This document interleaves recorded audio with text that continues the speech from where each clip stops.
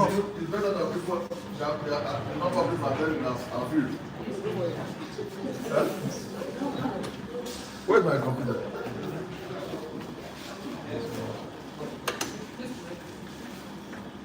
You are playing it down. Many people don't know that you don't have it.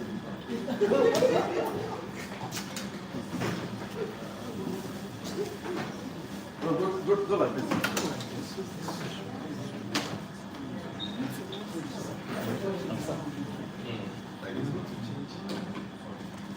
That's a change. You what?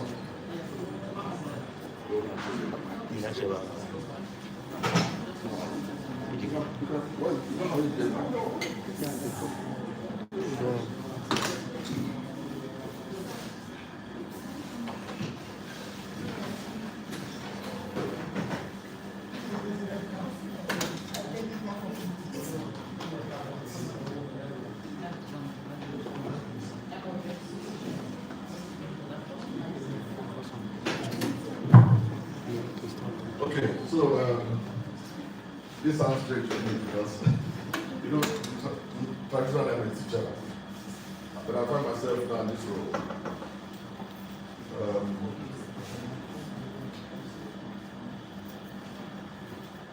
Good morning. So today I'm going to be talking about what is really required for us to move from before the activities before what we typically should do as an RMRDC and where we should end.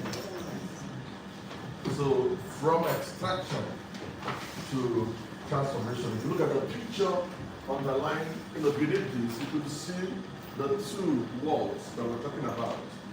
The first is the extraction bit, and the next here is the transformation. Now, even though I restricted this to solid minerals, but of course it's still an application in agriculture and even in waste management. So this, if you just look beyond the text, behind this, you see these people extracting some solid minerals. But this, and where these solid minerals are already transformed to bars, which again is a picture of what we are called to do as an organization, to intermediate between the extraction, agricultural extraction, solid mineral extraction, waste extraction, and making sure that they are available for the users in manufacturing that will eventually transform them. You understand what I mean? Yes, sir. So in terms of operational, the works that operate here. So the byline here is building resilient supply chain. So it's good to explain what this also means, so we can carry everybody along. Supply chain is one thing that we have ignored, typically ignored in the council here, because to some extent we are blind. We looked at it as not a critical part of what we do, but in fact we cannot achieve our results without looking at supply chain. So the council supply chain involves the entire gamut of people, systems, laws, processes, logistics, that will ensure that this journey from extraction to transformation takes place. So what will it look like if you do not create impact? If you do not,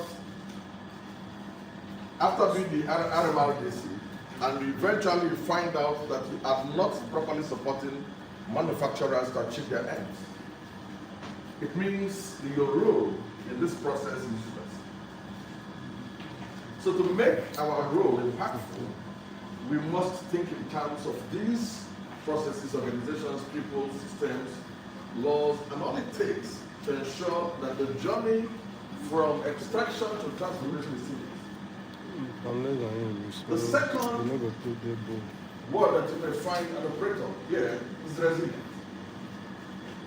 Resilience. So if you understand your supply chain, probably you'll now begin to look at qualifiers of resilient supply chain. What qualifies that supply chain? So resilience means something that doesn't give up. So we're thinking in terms of anticipation. You know ahead of time the things that can challenge the system, the things that can make the system not work as it should, or the way it should. We're thinking, we're anticipating what problems, whatever. So you can predict very correctly the supply chain, what ensures that this journey again takes place successfully. So anticipation is one, but even when I anticipate it and it fails, you respond. So resilience embraces things like anticipation, response, and recovery. So when you anticipate, even if it fails, and even if it comes through, how do you respond when eventually that is the case? And then, if it fails eventually, how do you recover from it? So, if for instance, wow.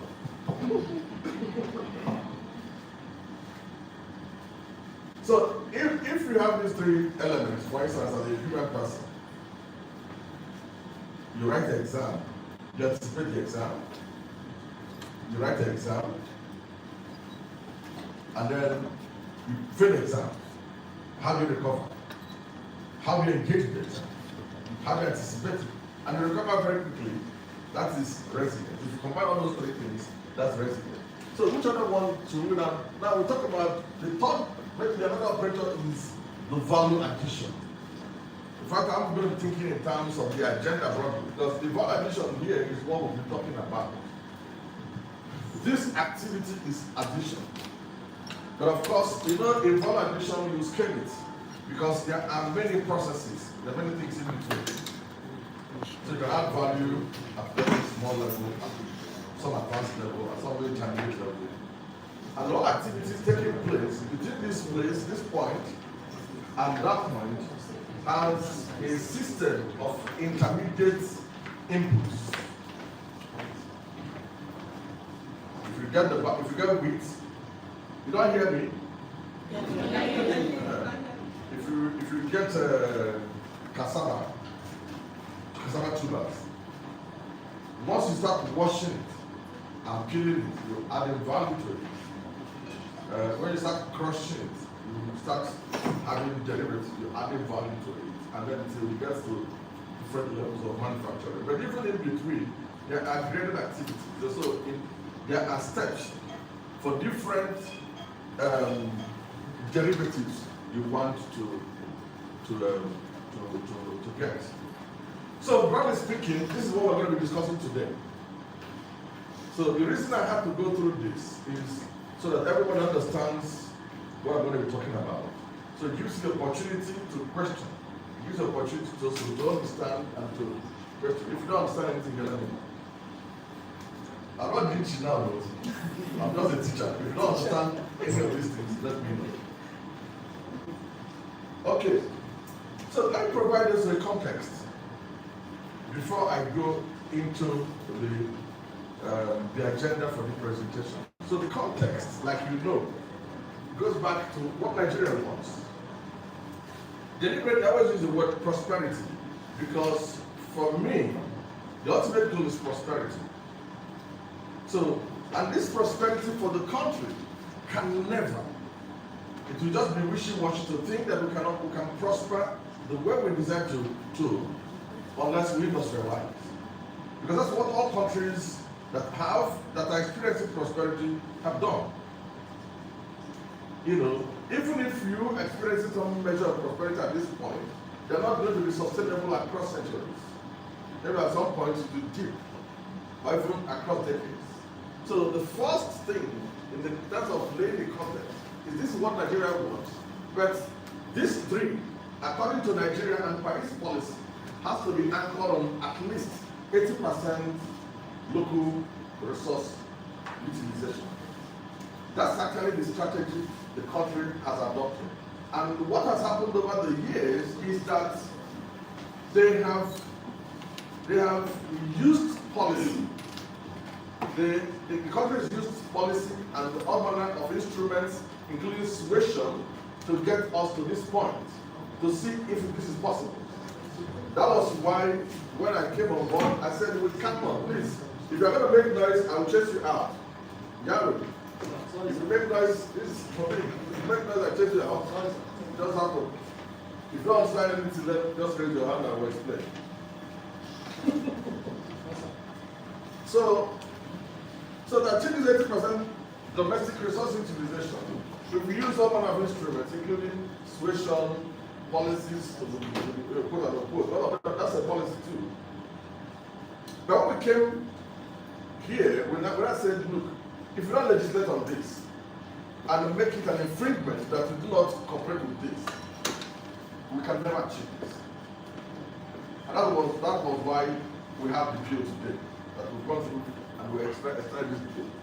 So this is what Nigeria wants. And now this is how they want it.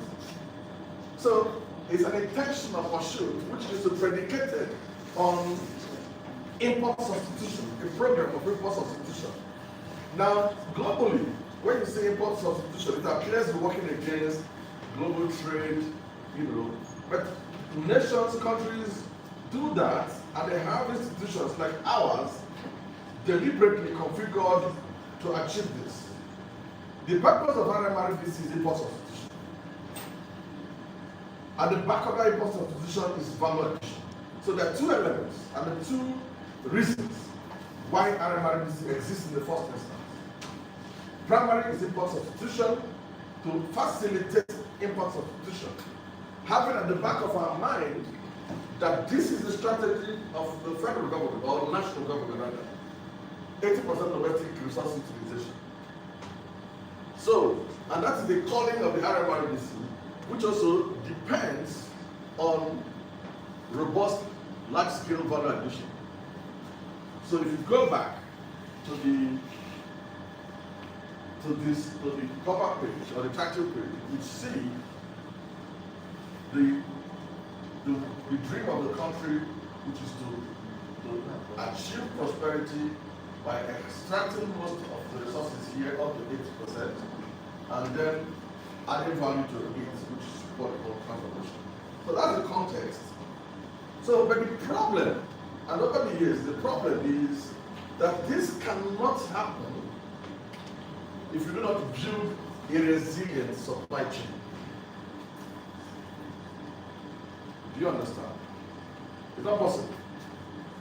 No matter how beautiful your laboratories are, no matter how great you are as a fabricator of equipment, and then you call it RMRDC, it cannot happen unless you focus on the market and the elements that make what is in the soil become what is in the market.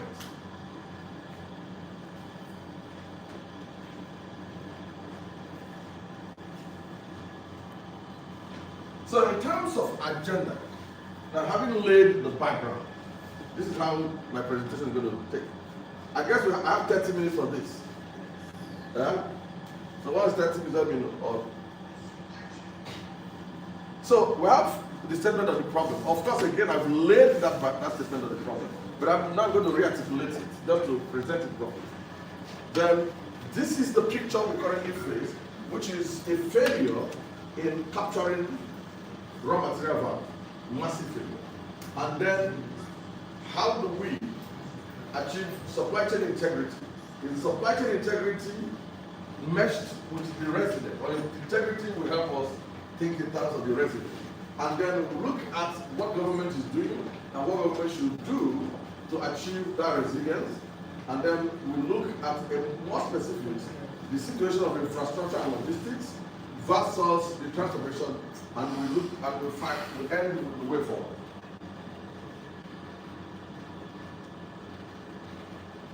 So this is the problem. The problem can be more than this, but somehow I've broken them or summarized them. I've summarized them into four. The one has to do with the structure, the economic structure. The second has to do with the integrity of the supply chain. The third has to do with government and its policies. And then more specifically, in terms of infrastructure to drive the supply chain. By the way, if at this point you feel that you still do not understand where we are, please let me know. Now, it's not difficult to understand the structure. The structure is still colonial. Very, very pretty much colonial. And what happens, to just explain it, Nigeria exports primary commodities at low prices due to pervasive lack of integrated domestic processing capacity. In fact, even the processing capacity is part of the supply chain problem. So we fail to capture value. So low levels of domestic value addition and economic leakage. I think it's easy to understand. The second one, problem, and when I say statement of the problem, is statement of the problem that guide this discussion. So the second one is about integrity of supply chain. You see, here at the Raw Materials Research and Development Council, there's been a very, very fundamental misunderstanding of what our role should be. And we're making efforts to slowly, but I bet very, very principledly, sorry if that is correct, to see if we can be in that, can follow that trajectory. Ours is facilitation, or more correctly, intermediation. Because we are not solid minerals, we are not the Ministry of Agriculture. We intermediate between that, or between the activities and manufacturing. And it's broader because even the environment is part of what is involved on the other side of the intermediation chain. But there are things in that, if we're going to focus on this very well, then our focus essentially as an institution should dwell mostly on achieving supply chain efficiency, supply chain integrity.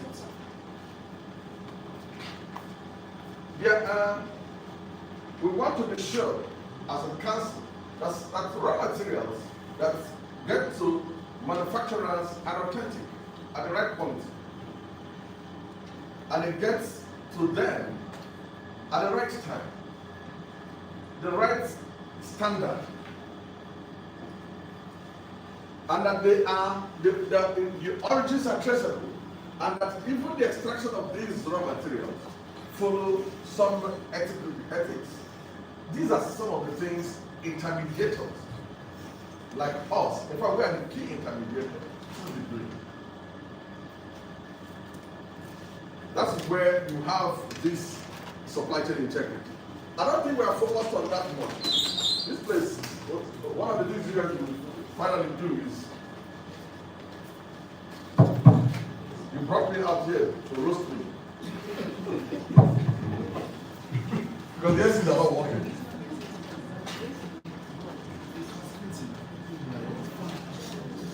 So the next problem is the policy and governance.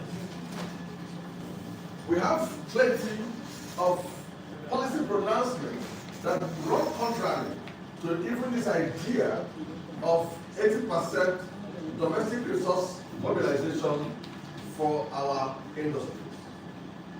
So, and we lack frameworks, clear, well-defined frameworks to achieve that. In finance, financial instruments, infrastructure, and a whole number of mechanisms that will enable us to achieve that. So there's a huge gap in terms of what we expect of the kind of result we're going to achieve and what we are doing. You know, the government have the policy, but they again deviate from the policy deliberately, we contradict the policy. We're government, we're talking to ourselves, so we now know what to do. So finally, we look at the reality. The finally is that assuming these things now exist, even the reality on the ground, which is the basic infrastructure for these things, are not there to support it. So you can do your wonderful research. You can do your wonderful everything here, but they don't find their way to manufacture. Because even infrastructure available do not support it. So take the first problem, and what I've done here is just to, in the first four problems, just elaborate on this problem to show you the enormity of this problem, and then I'll tell you what I think should be solutions. And that's the way I've structured. So the first is massive raw materials value capture failure. So it's obvious we have very massive failure in terms of raw material capture. So the first graph tells you, sorry, you know, my brother is economic, so we use all these things. So if you look at this, so what I have here is non-oil trade deficit. It's simple to understand. If you remove oil in your trading activity, so you're not focused on oil. So everything that's not oil, you look at the imports and you look at the exports, and you look at the difference between the imports and the exports. And what it's showing here is that we are importing by far more than we're exporting aside oil. If you put oil now, you might have some surplus. But we're not looking at oil here. So we're looking at manufacturers beyond oil. So you sell all these your beautiful extractions, and then you keep importing manufacturers that keeps deepening. Now look at how it's growing. This deficit has been growing in the past 10 years. So the deficit has been growing, which points to the fact that you lack the capacity, because if you can process what you have extracted into manufacturers, you are not going to be importing much of them that have put you these deficits. That's simply what it tells. So you have that inability to process what you have, and therefore you resort to importation of manufacturers. The second one is like that. This thing keeps going on. So I think I can use my normal voice. So the second one is like that. So this is material value addition. So just like instead of saying the raw material, sorry. So what it means MVA, material value addition over total exports. They're just saying if for all the exports you have, what percentage of those that exports do you have value added to it?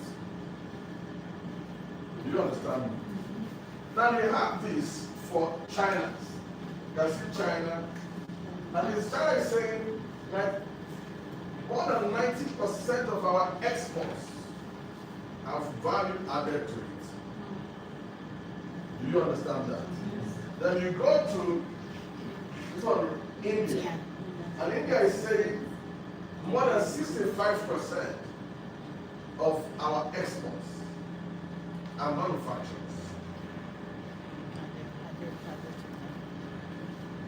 Then you do for Brazil, and then for Brazil, at least more than 42% of what they export are value-added manufacturers.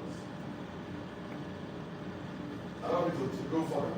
In fact, that's South Africa. South Africa has, at least the list they had was, they have to split in the 2023 for 15.5, but this is my beloved country, Nigeria. This is my beloved country, Nigeria. We haven't exceeded 2.3%, which is the highest. We're talking for, but when this way in 2023. Okay, so this actually should be attributed to Buhari. Because this is the highest we've had. We've never got up to 2% of our exports as manufacturers. How do you think that you can ever achieve that kind of prosperity? It's not very possible. So essentially, this is just to give you a picture of the depth of massive value capture. So you're not capturing value from what you have. There's a big deficit in value capture. Now this one again shows you, the reason I'm showing you these are parameters. In economics, that's my background. If you're going to be, if I'm in course, I will prove to you properly that this is the situation. Because sometimes, and the risk, so let me go back. If you look at this, and this, These people, export promotion, they'll be telling you how Nigeria is exporting also. But this shows you true. That you're exporting nothing. This tells you the future. This is what countries are doing. You export things of value. You export things of value. That is when, if you're not capturing value, you're just wasting, you're allowing the economy, the prosperity to leak, to get out of the system. And when they leak, they don't leak into the ocean. They leak into the hands of other nationals. They leak into other countries. So this global map.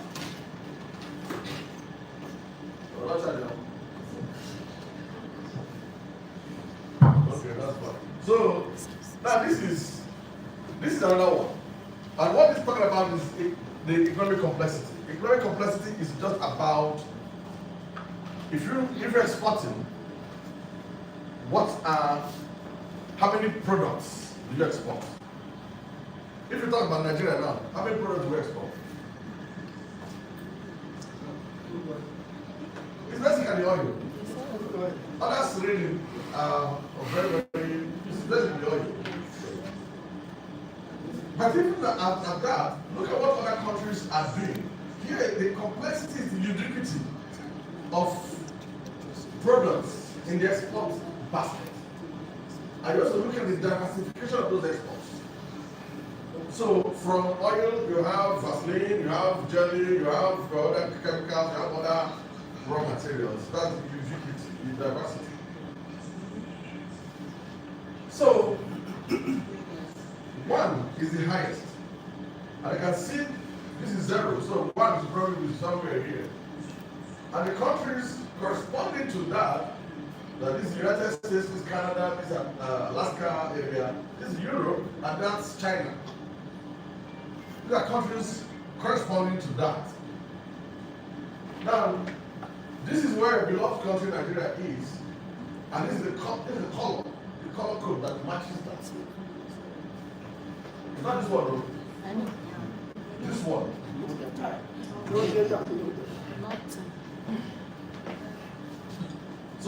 So you do not have that.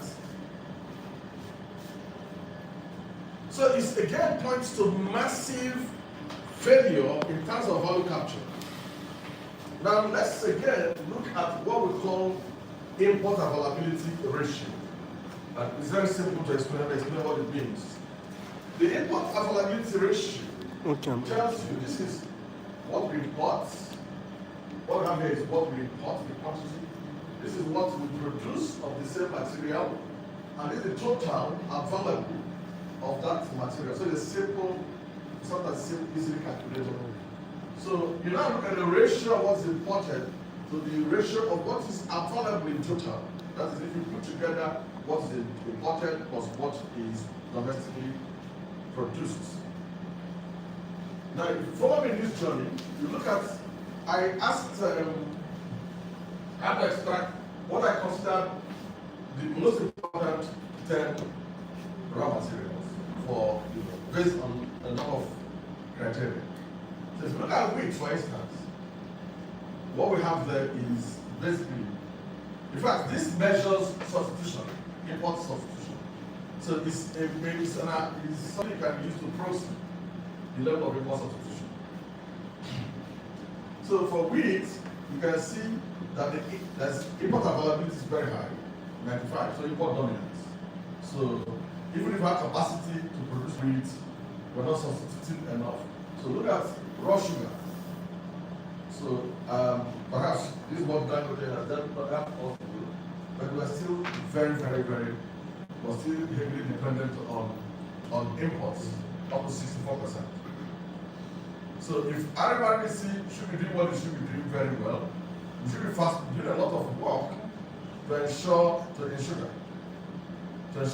we reduce that import availability ratio to go down. Look at all. Iron ore, concentrate. So it's still high. We have large deposits of iron ore. The same for fertilizer. And these are the very critical things that we need here. Look at fertilizer, NPK. And then look at cotton. Even with the capacity to grow cotton. I hope you're following what I'm showing you. Don't shift it. Okay. So the ones that we've been able to conquer things like limestone, and I understand the RMRDC did a lot of work, limestone and gypsum. And of course, kaolin.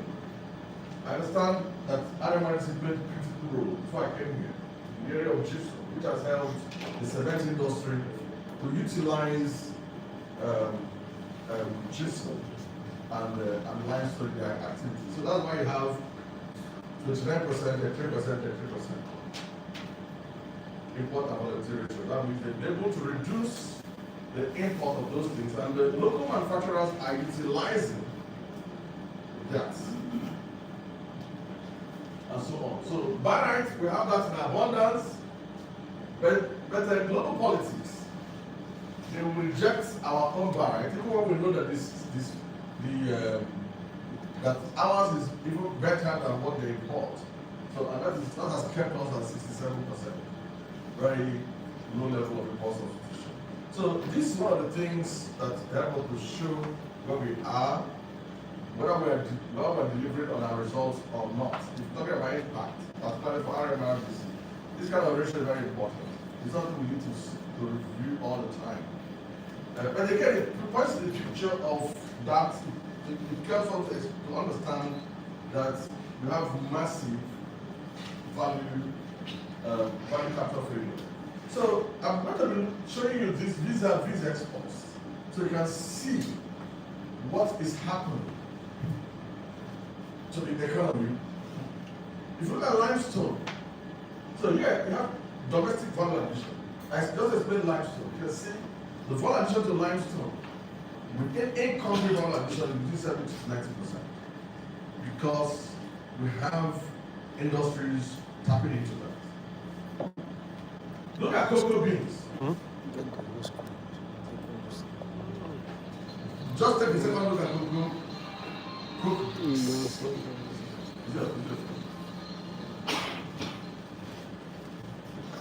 Look at cocoa. This is the level of domestic value addition, less than 20%. So if you take an average, you will have 15% domestic value addition to cocoa that we cultivate, we produce here.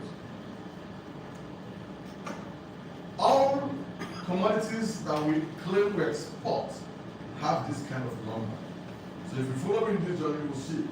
So we trade the rest. We hand over the value of this to the rest. Iron ore, I've explained that when you look at it.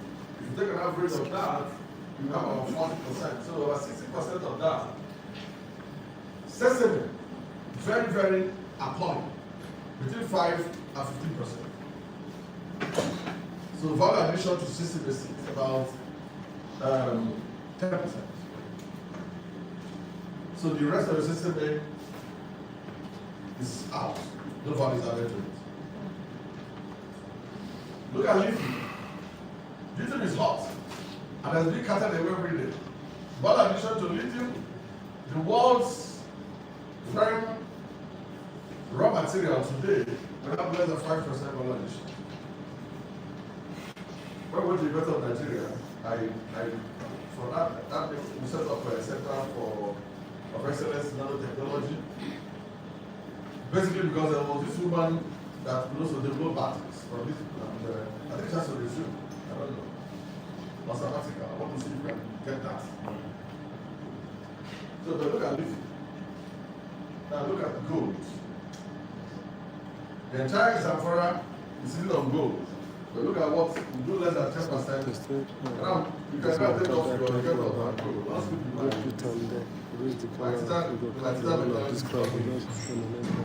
everything that them study or anything.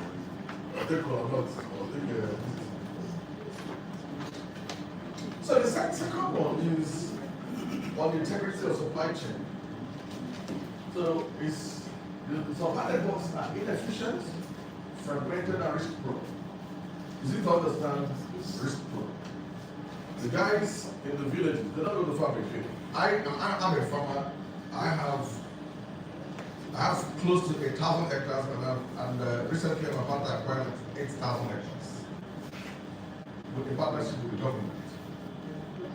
But each time I go to farm, in Abuja here, I was a farm. I have 70 hectares here. When I came down to it, I only got about 70 hectares, but I live very small. But each of my people, all of these people that follow me there, everybody's a farmer, including my drivers, everybody. So we go to farm on Saturdays and Sundays. But one of the things that happen, don't worry, I'm not playing church now. And somehow, instead of converting my people to be church goers, making it less. So on Sundays we go to church, we go to farm. On Saturdays we go to farm. On Mondays we come to work. Yeah, I don't rest. If I rest, I'll die. Why would I rest? Why do I rest? Rest is the person that dies, what do they write for the person? Rest in peace.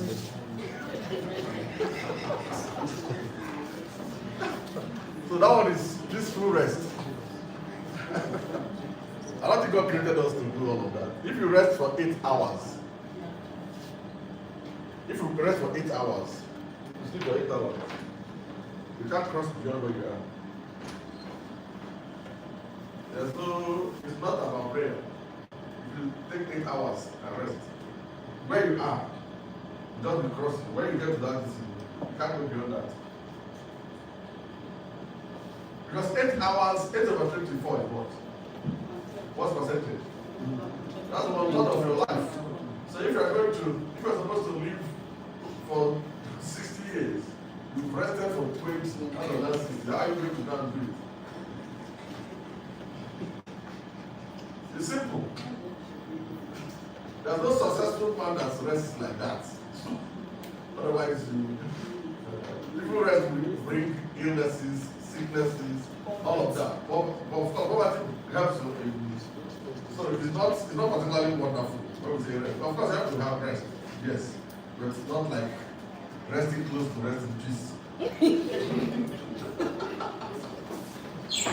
So anyway, the point I'm making is that for us to get things out, we all carry gun.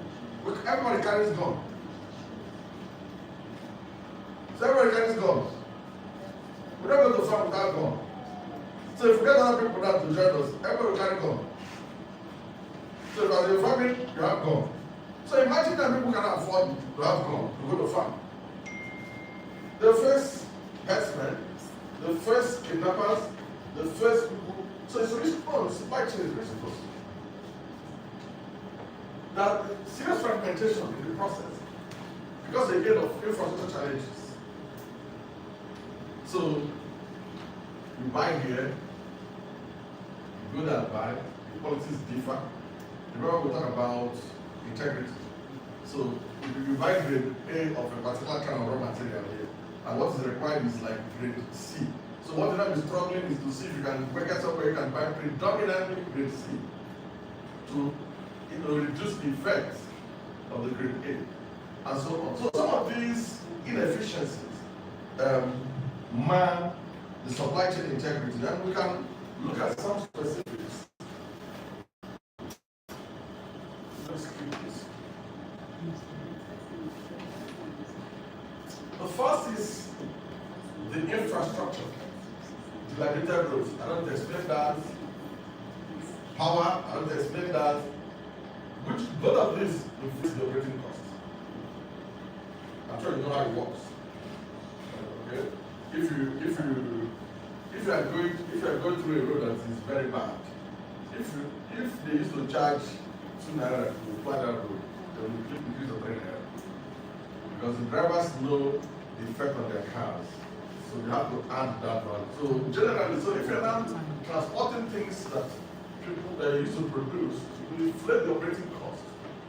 Okay? So energy alone which is not available. And if I run a generator, I was supposed to be running on a generator for an agency that is critical as ours. But we are. We buy this all the time. Sometimes the entire week we buy this. So again, the insecurity and other operational disruptions make for what we call a fragility triad. That is infrastructure, insecurity, and incoherence. Infrastructure problem, insecurity problem, and incoherence. So this policy, for instance, policy fragmentation. Look at a typical example. Policies like the export expansion grant. Nigeria has export expansion grant.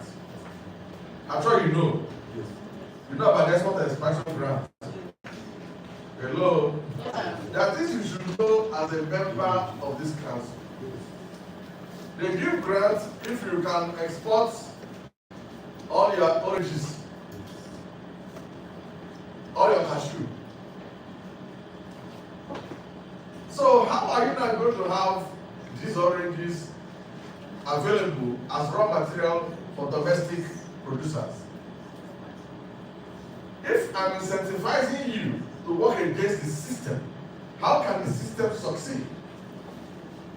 I'm giving you incentive so you can export all your beans, and then you want to set up a company or industry that is very, very buoyant in the utilization of beans. How will that happen?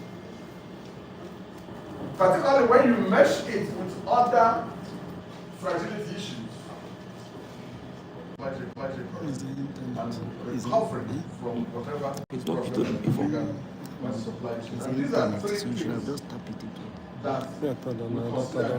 The first one is unclear, actionable framework. I'll give you an example of the EE, export expansion grant, which is disastrous.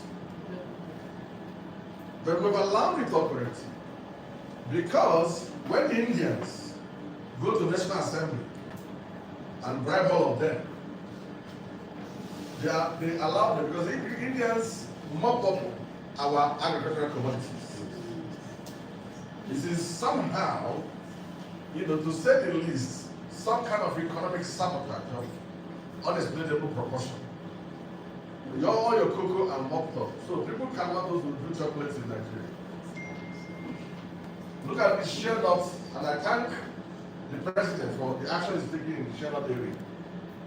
Share nuts, before it drops, they don't collect them.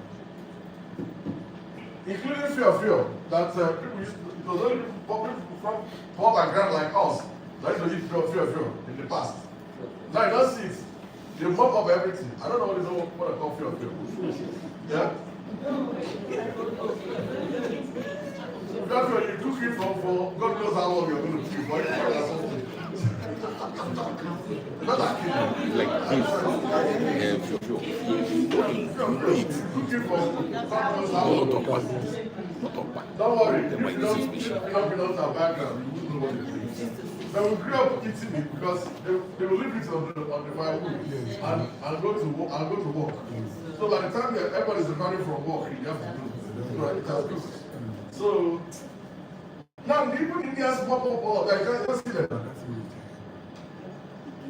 You don't see them anymore. So because of unclear, actionable frameworks, if you look at something like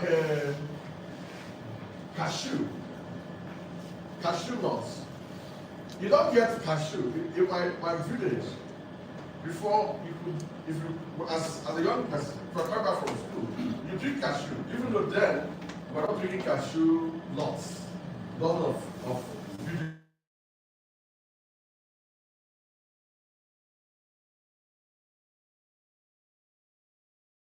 cashew. You have the cashew unripe. So which again speaks to things like the quality of the raw material that eventually comes out. They're not ripe. So that's part of the problem. And part of the problem here is because, again, going back to something like that export expansion grant, they're giving people incentives to export anything. So I pay you extra money just to carry everything around. Wrong.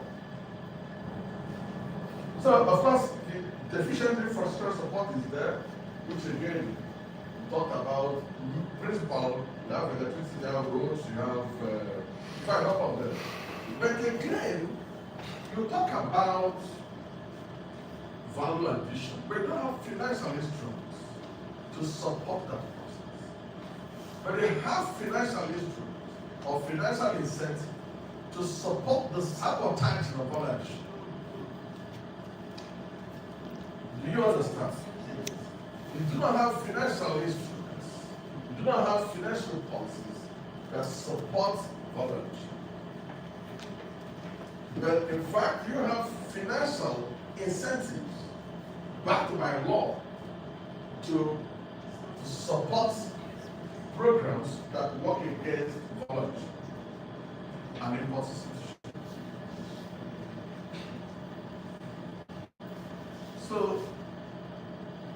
look at some of the core failures, the disconnection between official policy intent and operational execution. Goal: boost knowledge trade and promote value addition.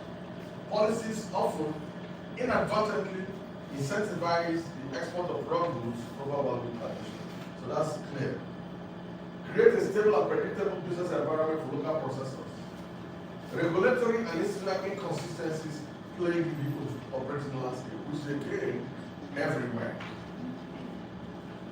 Even if you do not talk about the export expansion grant, even incentives for value addition sometimes make it easier.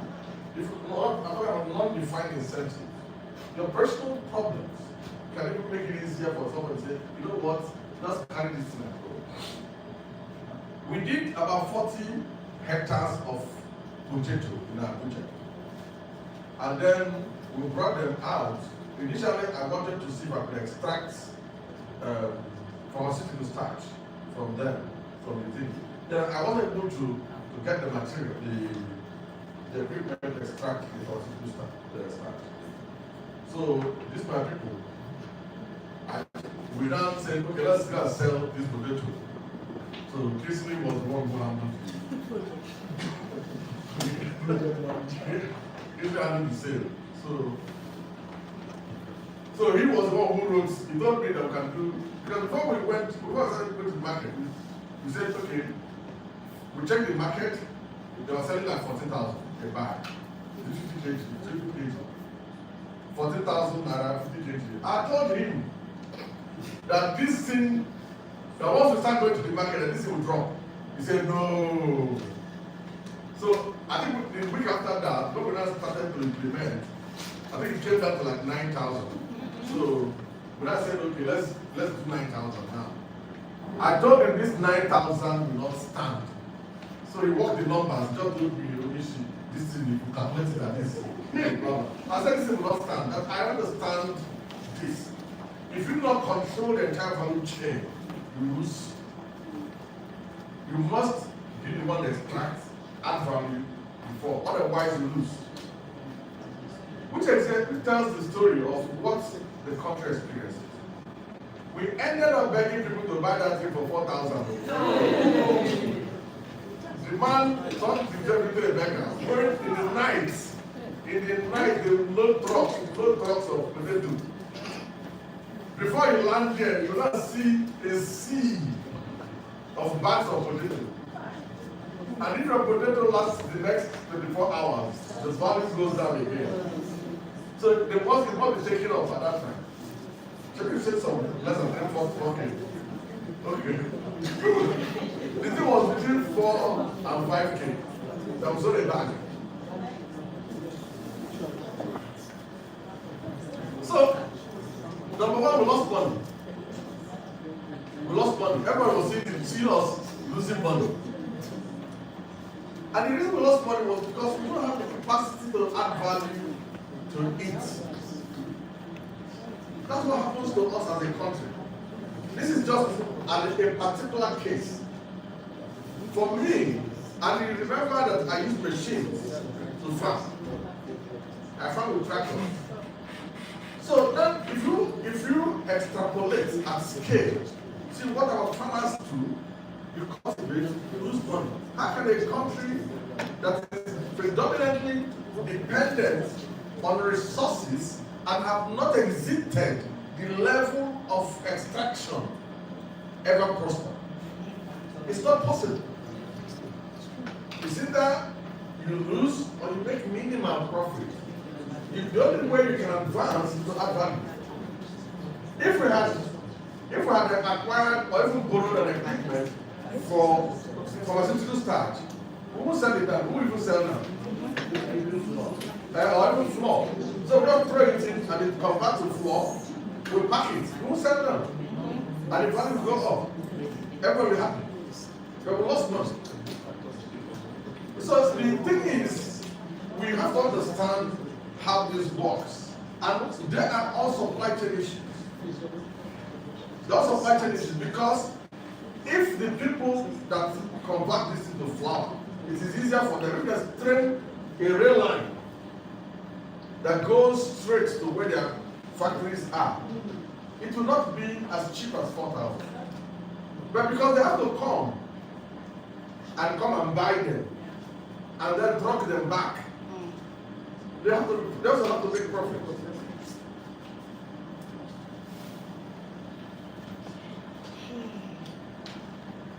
So the consequences are numerous: loss of industrial base, loss of revenue, loss of sustainability. Now, these are 4 levers that we can adopt for resilience. We can de-risk. So using things like industrial zones near raw material sources. You know, I said, for instance, if there's a rail line. So if you have industrial zones or clusters, processing clusters, say for, like in the case of the project I'm talking about, pharmaceutical starch, if you have industrial clusters and have a rail line straight to the place, you can actually de-risk the supply chain problem. So, and integrating, that's also connected to integrating infrastructure. So that infrastructure is integrated to where the raw material sources are, you know, and policy enforcement. You know, there are things that we can do to enforce local content creation to keep raw materials, parts of the consumer finance exclusively for firms investing in high domestic value processing technology. I do not see a reason why we cannot give tax-free incentives, maybe even give non-interest facilities to like a company that says, I want to do battery extraction in Nigeria. Or share loss in Nigeria. That's all. So again, due to transparency, this is one of the things I would like to implement here, National Raw Materials Index, which helps us to track processing, supply, demand, processing in real time, levels in real time. If you have that kind of information, it becomes easier again to support decision making when it comes to value addition. So the infrastructure analysis bit is well known. I just do a little. So if you look at this is what it costs to self-generate power. You know, and you can see the trend. That's why I just trended it. You can see the trend line that is going worsening every day. And in terms of specifics, electricity costs about 40% of what it costs of the producers. The cost of electricity generation is about 40%. Average daily power outage is about 10 hours.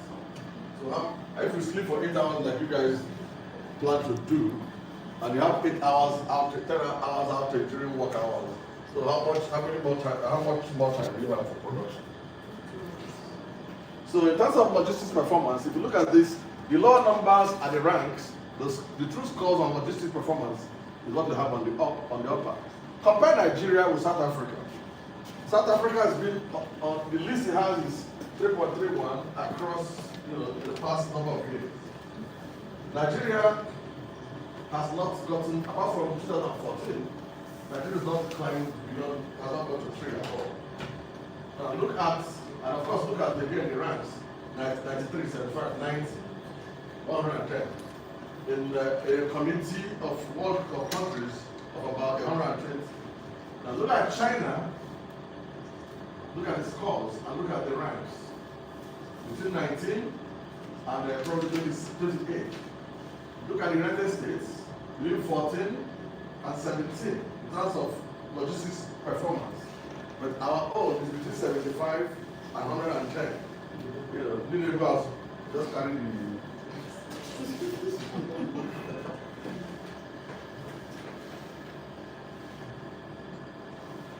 So, in terms of logistics costs as a percent of GDP, is about 50%.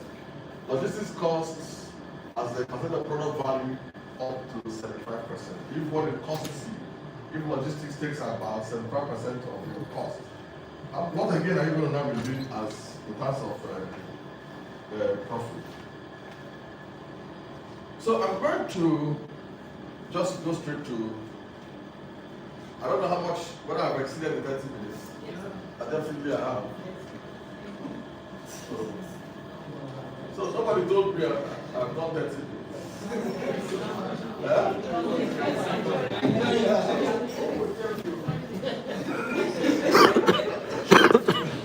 Are you sure?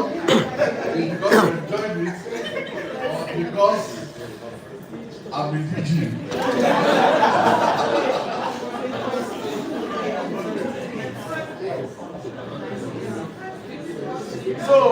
So in terms of policy transformation, enforcing the value addition mandate, I think institute and rigorously enforce the minimum domestic value addition threshold of 30%. And that's what we have been fighting for. Thankfully, we have a bill now. And for those of you who are prayer warriors, pray so the president will wake up on the day that paper will be on his table, so you assent to it. When you assent to it, becomes an act. So, but that's what we're fighting for. This one now, I'm going to be establishing it very soon, because as you know, we're setting up the biggest database for raw materials, almost like in Africa. We have people from Uganda. They came to my office yesterday. They wanted to replicate what we're doing here. We're discussing with Museveni. So they're here. As we speak now, they're still here. That they want to see, they've seen what we're doing and they want to copy it for Uganda. So this National Value Addition Index will help us to track and publicly report progress on domestic processing levels, and again tells us about what is happening in the area of import substitution. So that makes us do what we're expected to do, and it presents the truth the way it is, and guide government. And I tell all central bank and government financial incentives to firms that demonstrate measurable, verified compliance with domestic value addition mandate. The truth is, a whole lot, apart from a whole lot tied to the implementation of this. If you implement this, at least you come out of it in a lot of ways, you come out from massive value capture failure. At least smallholder farmers, artisanal level operators, in terms of solids, can do their work, can supply.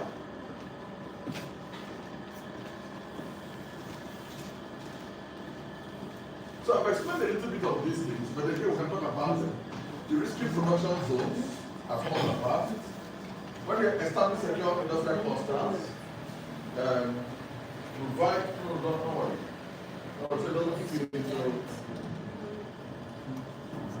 So why secure some of these near primary sources of iron, provide security, power, and land access. And then the traceability, again, the council is working on this, on the traceability. Yeah, but you're not handling it. So we're working on some of the traceability, so that you can point to the authenticity, because that's part of what will supply the integrity. If you say,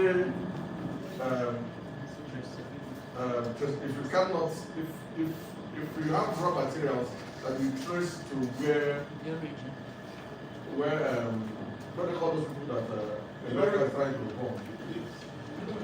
The terrorists. So if you go and get your raw material from it, so it's not acceptable. I mean, or some raw material that are tampered. You know, instead of looking for gold, they mix it with some elements. So all of those are things, or you can trace it to you. Oh, you don't know that terrorism is part of what? You don't know? Yeah. The number of things people you cannot even export. In 2018, I went to buy 5,410 hectares of oil palm estate in the south of Cross River. And the reason we went to buy it was because it was a reserve area. Reserve areas, if you produce, so if you trace oil production to that reserve area, they will buy it conveniently in Europe and any place because it's designated for oil palm production. If they trace oil, vegetable oil, sent to some areas that are not designated, it affects their choice of whether to buy it or not. Yeah? Because of the quality. They're all concerned, authenticity, quality, because the one that's from the reserve area, you know that authentically is designed by government, approved by government, for instance, for oil palm. So the one outside of it may not, you know. If they trace some farms where kids, you know, when we started the potato business. No, I won't do potato again. Because what we did, immediately we removed the potato, we did medicine there. So our medicine and growing there. So, but when we're supposed to weed, after we've done the cultivation, the tilling and all of that, and planted, we wanted to weed. So we were looking for how to save cost. So one man that's been helping us, one local man is helping us. He said he knows where to get people to go and meet for us. So we gave him our truck. He now went to one mosque in Nasarawa. I brought children. And I came the next day, I screamed. I said, look, you want me to put me in trouble? I said, these are kids. So that kind of thing is against ethics and compliance in supply chain. I said, no, we have to. He said, no, they do it. I said, no, you do it, but not at scale like this. As a kid, I followed my mom to farm. That's not the case. But when you're doing large scale activity, you cannot, we haven't started inventing traceability fully. If things like that are traced to people buy your business because it's no longer ethical. It's not compliant with required ethics. So again, I've talked about corridors, dedicated corridors, prioritize investment in dedicated transport infrastructure rails solely for the movement of raw material. So if we're able to develop our clusters, don't worry, I'm done, sir. So this is actually the last slide, which is again almost like what we're talking about. So I've dedicated multimodal corridors, which again ties to where you have bulk raw material production, single window, and captive power. Captive power, at least with energy. So I thank you for listening.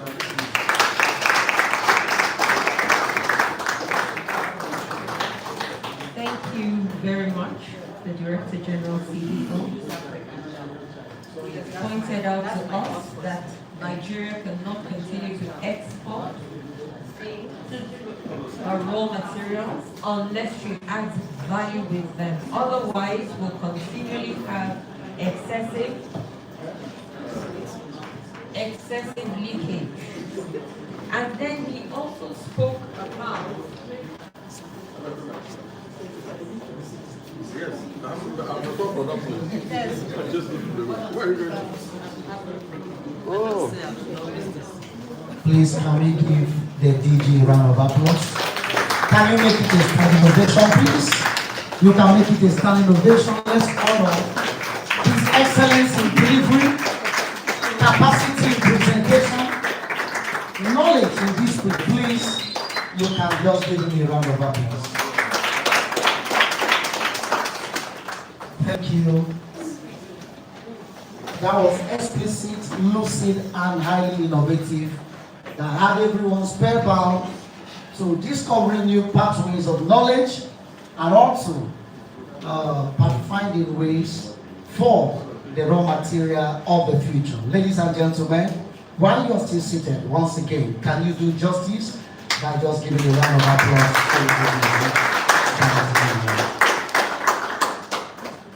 On these, I hand over to my co-compare for her to proceed. Thank you. Thank you very much, Professor John. Ladies and gentlemen, the DG has indeed done justice to his presentation today, and I would like to invite questions from the floor. Today, we're going to be a bit more liberal. We usually ask for 2 questions from here, 2 questions from here. But because I know everyone is eager to hear directly the responses from our own DG, we'll take 3 questions from each side. Why are you telling the rules? Because everyone wants the privilege to ask a question, sir. So can I see by a show of hands? If I thought you were going to take the rules.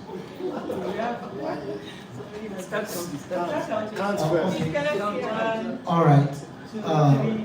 I think we'll do it sequentially. We'll do it sequentially. No, we'll do it sequentially from this point. And then also, please, the online audience, especially those that the state coordinators, they've been tasked by the overseeing director to stay tuned. So we'll also take questions from them, and as many who are online. And please, if your question cannot be taken, you can as well send your question to the email that will be on the presentation and also the email on the lecture series. Thank you very much. Over to the question, please. Can we take it one by one? One after the other, please. Can we have the hands as it were? Okay. We are starting from here, sir. Go ahead. Your name and... Thank you so much, sir. My name is Smart Osoha. During the presentation, sir, actually, you made me develop interest in this export expansion fund, if I did get it correctly, and material value addition. Now, sir, you will agree with me that presidential assets to the bill is a threat to this EEF. EEG. Sir, how do you intend to manage the microeconomic policy conflict arising from these 2? Okay. I think first things first, the most important thing, you know that there are many things that we have decided to close our eyes to pursue this bill. There are many things, because if you open your eyes and your mouth and talk about them, many people will challenge the bill from day one, even before it gets to this point. The EEG is one of those, because if I had done that before now, I'm sure they would have, it's when they realized, you know, they woke up late when we were doing this, and then rallied stakeholders, and I called people to come and make a presentation, and I refused. They wrote me, and I refused. Because they wanted to rope me in, and I stopped it down. There are a lot of things we shine the roof, and I'm going to point to your question. Again, you know, oil and gas, the entirety of oil and gas belongs to our universe. Not the entirety. So oil and gas is the raw material. You don't know. But if from the one we include oil and gas in anything we are doing, they will use big money and quench that. So there are a lot of things that we have kept quiet about. Now, to answer your question, once it becomes an act, we will challenge the image. And trust me, I will challenge people in oil and gas. So there are many things we kept quiet because you have to in Adana, they say he has time. I don't know how to speak in English. He has time to feel something. So you have to get the land where you're going to put the mattress before you now start fighting for mattress. So first, let's get the act. Once we get the act, it becomes law, we keep it. That act will give us enormous power. The kind of power it will give RMRDC. Even you wake up. Too much power will come to the RMRDC. So we've gone through the legislative bits. It's when they realize, some realize in the middle of that process that they woke up and went to the National Assembly. Went to the National Assembly. After I went to the National Assembly, I went there. I went and met the Senate President. I told him, this is in your hand. If you fail the country. People know that they are the one who killed Nigeria and freed the nation. The man said we never do it. That was possible. Yeah. Second, please. Thank you, my DG. I really don't have it as a question. I want to have it as a compliment or commendation. I will make a request if that will be approved. Because a city dole of this magnitude need to be doing this kind of thing periodically. Another research institutes, they have monthly seminar presentations. It not only helps them to grow, to be abreast of what ought to be done, but to develop their specific areas.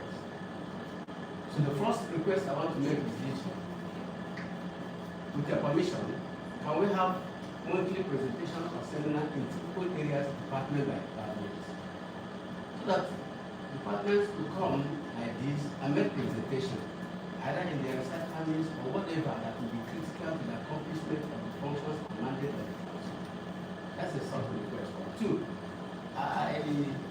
there's a paper we wrote and sent to Colorado here. Okay, Malaysia, that's a journal. They found it back to us. Huh? In fact, that's the only paper I threw back that we didn't know what we were writing. We sent that paper, the bookings accepted it. When we took the paper back, the council is that we don't know what we're writing. Do you know why? Scientists, engineers, people from other areas, distinguished fields in the scientific area, they wrote classical and they said there was no economics in it. And then it lacks the transformation of the innovation, the scientific innovation, into implementable strategic framework that will lead to development. And today I have seen that nexus between the engineering, the science, and the economics. Because the perspection or the dimension from which you presented this is utilitarian, such that if you look at it, begin to see policy, if you look at it, begin to see actionable steps you can take to actually actualize that innovation that has been done in the lab. Most of our innovations, classical, Nigerian, I tell you, go to the society to have a lot of things lying. But the linkage to take it to the market and to actualize it, to get the expected result, is lacking. And this is where you have shown your proficiency as a sound professor of economics. Because you are now making those research findings, research knowledge, research exercises that are there, that have potential, that are the lying, sleeping giants. Because by the time you showed me the disparity between what you can do and what South Africa can do, my mind begins to ask me, what do I do to improve? We have done the basic work, we have done the R&D, but that's what you do and compete. And that's where my recommendation comes. That this is timely, this is strategic, is an exercise that is worth doing regularly so that it can be internalized, so that people will be prompted to do the needful here. We need to do it, DG, and you have done a very, very good work. They say that the thing that smells the snow is not in the body. So no matter how you wash, you know what it calls that cup. No matter how you wash it and perfume it, it will still be smelling. Because the element that is causing that smell is right inside, embedded in the bones. Unless you break it to pieces. So, as a professor of economics, he talked about that dimension, and the economics talks at the implementation, and carrying out what you have and bringing it to bear. So, I think I like this, and I'll still commend you, saying thank you, sir, for good work, and do consider my request. Thank you very much. Sorry, one by one. See, anyway, without this, I have not been attending this project, our program. This is a lecture series. We instituted it a long time. I think this should be like the 7th. Yes, sir. So this is the 7th. Yeah. What we will do is meet with John. You can do at departmental level. It's actually for you. You know, I will not tell you what you're going to do in your department. I'm not going to micromanage you. Your department is your department. So if you feel that is good for your department as part of capacity building in department, yes, you can institutionalize it. You know, I'm not force heads of department to do that.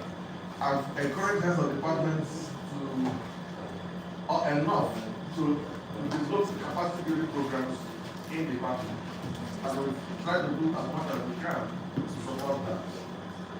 Now, so it's up to you to think about it. I think departments can actually have what called knowledge sharing sessions, because people go for training, you share with your department. Even if it's with your division, you can do that. That's how I guess leaders, a good leader should inspire by, and what a part of what you require to inspire to share what you know, or give opportunity for other people to share what they know. So that's the bit about what I presented and the economics. The truth is, and I've said it severally, and I keep saying it, nobody will be talking about raw materials if you do not think about the market, if you do not think about production, if you do not think about consumption, if you do not think about distribution. And the fact that this council for several years ignored those areas, that's why you're on the wrong side of the street. Because it got a point where you are staying with the investments, staying with the findings, staying with your research. You stay there, you die. So there must be the all interconnect. You go out that came here, who opened your eyes to raw materials, did not come to further his research. He did not come to further his research. He came here to buy your raw material for his market, for their factories and for markets. And therefore, if what we are doing in your laboratory do not connect to the market, then you're making a mistake. Who are you doing it for? If you go to RMRDC, we have machines there. Unless we have a very robust commercialization framework, we are struggling to see if we can get, they will remain there rot there, and new technologies will overthrow them. And the reason that back there is because there is no robust commercialization program. We are trying to see if we can get ahead out of that. That's the reality. And commercialization lies within the role of ignorance and law. Anyway, so sorry. Well, thank you, DG, sir. Thank you. It's a lecture that is balanced. It properly balances economics and mental issues involved. I think that is fantastic. My eyes got clearer open to see that some of our policies are actually contradicting what we are doing. And then I want to ask, you've already given a proposal on how you are going to start tackling the DG. That's fine. Then there are other policies, and I think you have to cover them. That is going to happen also with our 30%. If we don't start now to do stakeholder sensitization or zonal sensitization to let the people know. We are not going against the people on their way. We are trying to give them a way. I was in UN office yesterday for a book launch late in the evening. The woman that wrote through that, the group that wrote through that letter was there, and immediately the head was from raw material. That was one thing they tackled in that place. And I told them we are not there possibly to fight them in raw material system. And then just brought out a graph. One of the graphs they made, it came from World Trade Organization. And I showed them what countries are doing with their raw materials. And the woman said, we don't have the infrastructure. And I told the woman, the infrastructure will not come until you start it and see that it is deficient. We need to pay attention to the infrastructure. We got into an argument, and about 4 or 5 people got there and got interested. They said they want to see when we will start the privatization. That they are questions they have to ask. That was when the woman opened up. That she is among the people. They invited you and you didn't come. They invited you for, they say, in-house something. I said, well, my DG is smart. He must have done that. He knows where they are going. But what I want to say is that even with our smartness, if we don't do smart things by getting this information to the people, I think we know the right thing we want to do, but they don't know. And until we get it to their doorpost, we must sensitize Nigerians on what this is there for them. On that, I have to ask you, Nigeria from beginning, from inception, when we became our own Nigeria and then the Europeans, we have been forming strategies, plan, and this in order to take the country forward. Where did we get it wrong? That we began to jumble strategies and didn't know when we are making policies that are even against our progress. Where did we get it wrong? And the second thing I want to tell you is that, on a lighter note, your lecture was good, but you almost marred this lecture with putting the European baby to thank us. You should do that.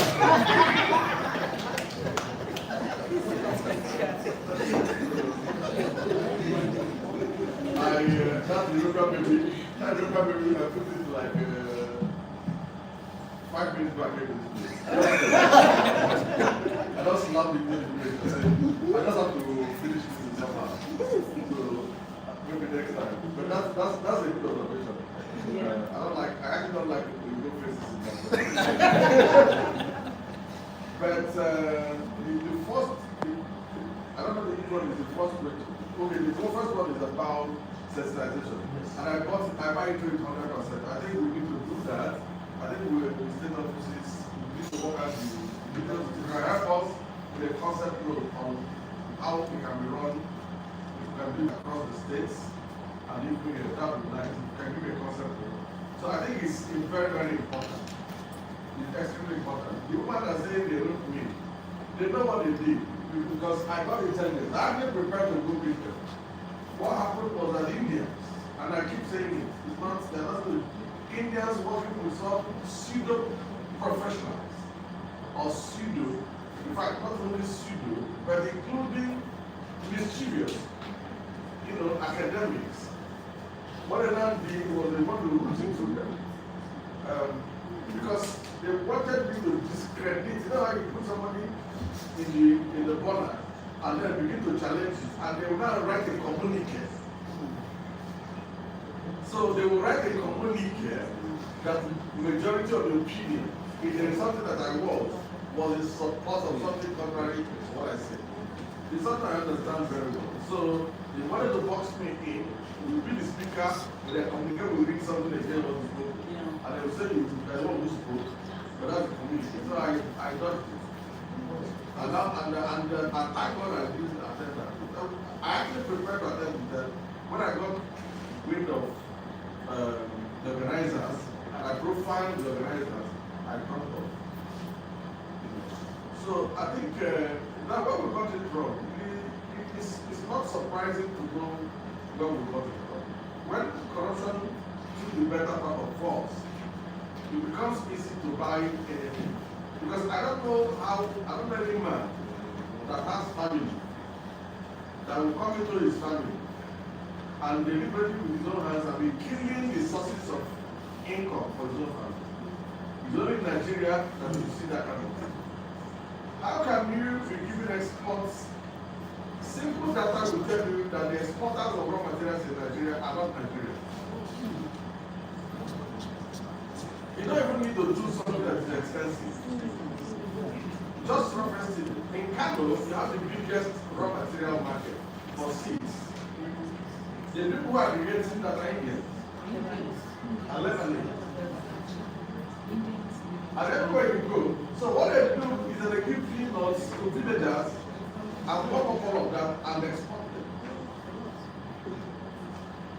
If you can tell me who is a major exporter of grains in this country, tell me the person who is a Nigerian. Tell me. The best you can have are middle level aggregators. So the rest are foreigners. So how can you now give export expansion grants to foreigners to sabotage your own economy? It's only corruption that can lead to that kind of thing. But you see, you cannot begin to talk about it at this point.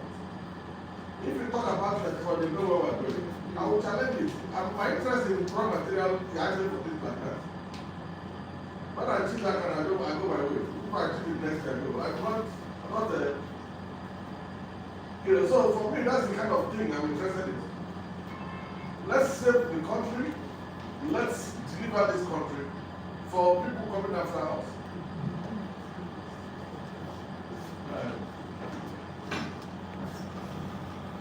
Thank you very much, sir, for this very detailed, very enlightening lecture. So I want to also add, why is by way of information on the flexibility that DG mentioned, and also sir, to also suggest that alongside the sensitization issue that we tend to embark on, maybe we can also try to identify or have companion or a directory of people that processes our raw materials in Nigeria and export it. We have them. Yesterday, for instance, I was in a meeting with one of them, and he raised a point that when he exports outside the country, what he faces, the problem he faces is that the raw materials, the product that he exports, they will ask him about the traceability of that raw material. Where is it from? How did he get it? And he doesn't have it. So he was saying we should come in on how we can at least start this traceability issue. So I told him about the intention that the DG has already approved, and then we are going to have a training before we now commence the full. So that's what I did to them. Yes, sir. Yes, sir. We are holding it on the 12th of this month, and then we are having it in 2 batches. The first batch we intend to have to train about 30 staff, cutting across all the departments, and then also we intend to link up with our state offices for that first batch training on traceability. So I just want to appeal to the head of department that we will need your nomination. We are going to send out the memo to that. So I think this is just what I want. Okay, that's fine. I think it's most important you have said, because the traceability, like if I kept mentioning it, supply chain integrity has a whole lot to do with traceability. Increasingly, people want to know what they're buying is from. Part of the reason is not only because it's not only about whether it's from a terrorist place or whatever. There are places that we have chemicals. So you want to also be sure. So you look at the map. Maybe it's a place you have tin, and maybe that tin enters into the produce, and you don't want the produce that has many of the elements.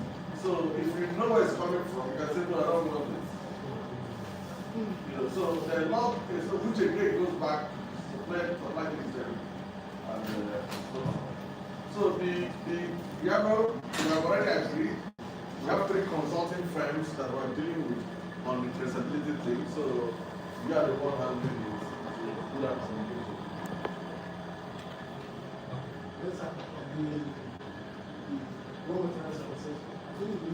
So we have a group that we're compiling and we're actually about 1,000 database of about 1,000 processors and motors. The thing is that the database we are compiling, we're still working on behind the scenes on that.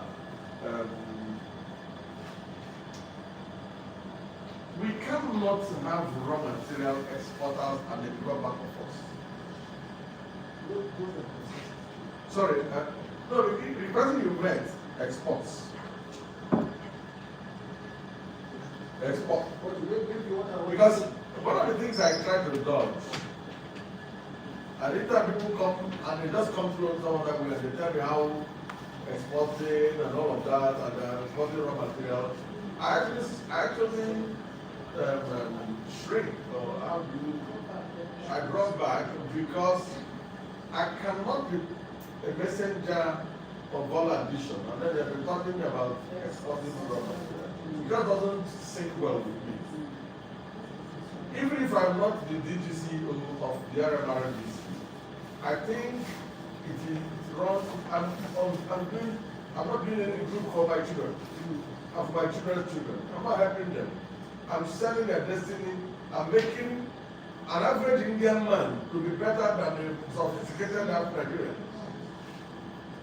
Because they're making them prosper and they're taking away our prosperity. If there's a video I've shown you, if I will show you what video. If just imagine that this bill will come on that. And therefore, nobody takes away raw material, everything is being processed. One of the things that will happen is that those people who carry their machines to do this place. They will invest their machines here. It's normal. After they have waited to pressure and all of that, they begin to bring their machines. There are people who will know how to operate machines. They will have jobs. And dignifying jobs for that matter. People will cultivate and know that there's where they can process it.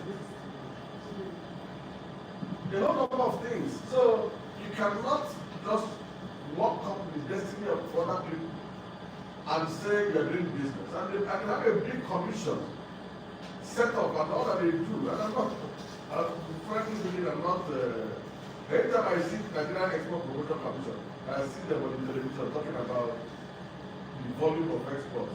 I cry, I weep. Because me, my heart bleeds. I don't know how somebody will be saying you exported whatever 1,000 tons of granules. What will it fetch you? What will it fetch you? But if you do that granule here, extract it into vegetable oil here, you will have the food for feeds, from animals, from the cakes. You will have the oil. If we cannot sell all of them here, we send to Cameroon, to Gabon, to China, to all neighboring countries, when we end for it, see the whole lot.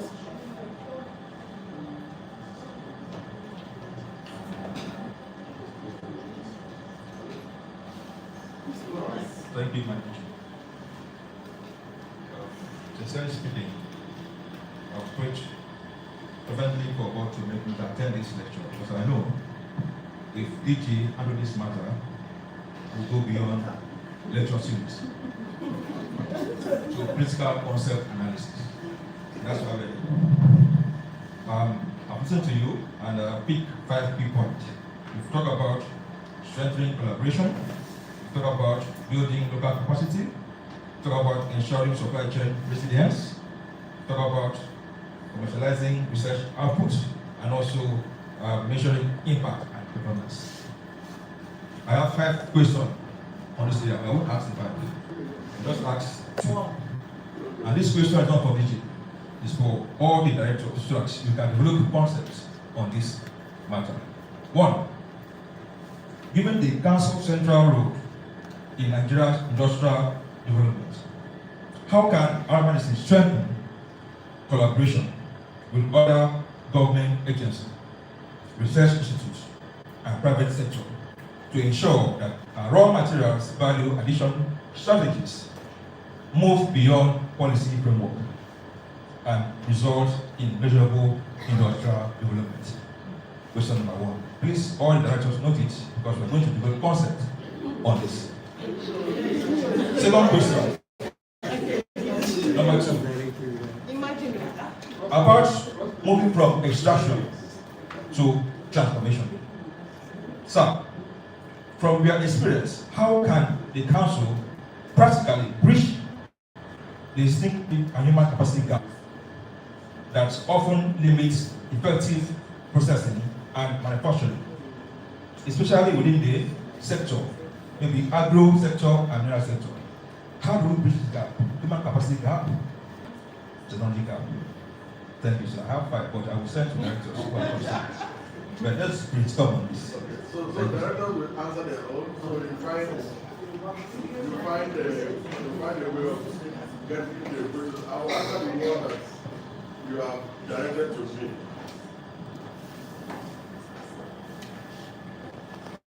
You know, when I came here, and that was the thing we were going to use this answer to answer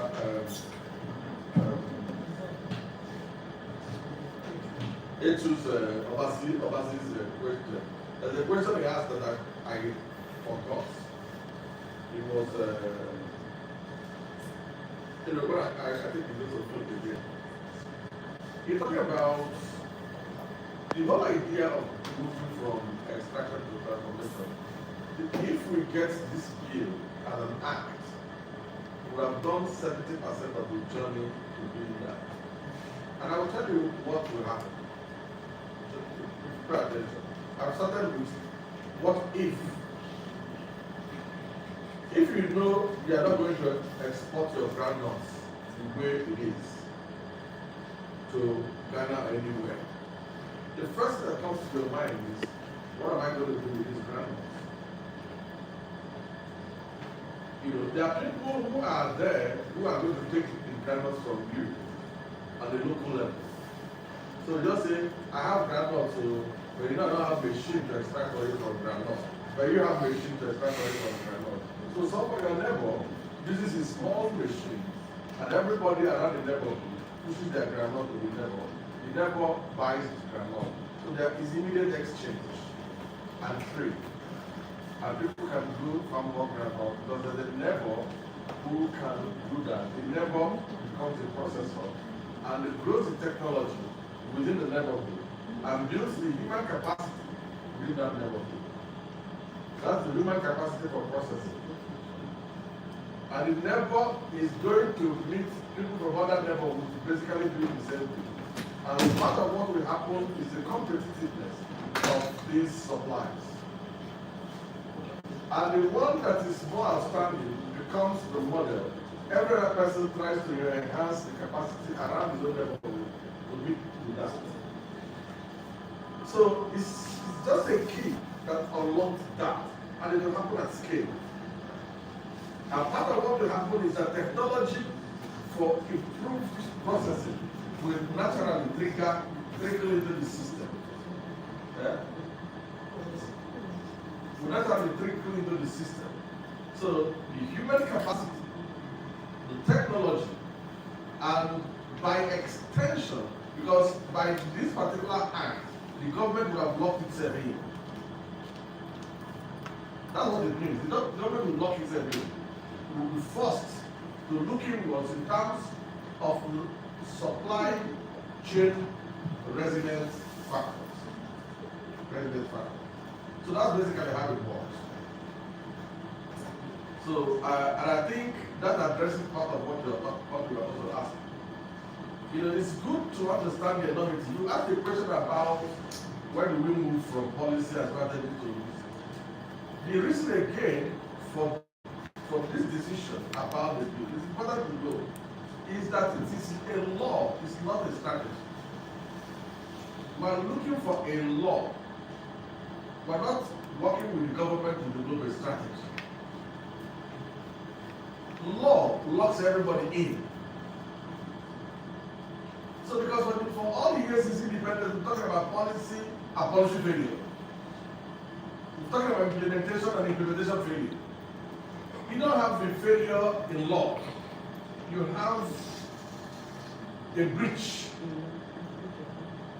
You have a breach of the law as punishable. So it will eliminate, it will minimize to a very considerable level the issues of policy failure, issues of implementation failure. So we are not going to be dealing with issues of the law, no longer about whether the solution is working or whether the implementation strategies are working. So this is a deviation from strategy, from policy, but getting everything locked in within the law. That's the reason we took that route. I think it's getting clearer. Right?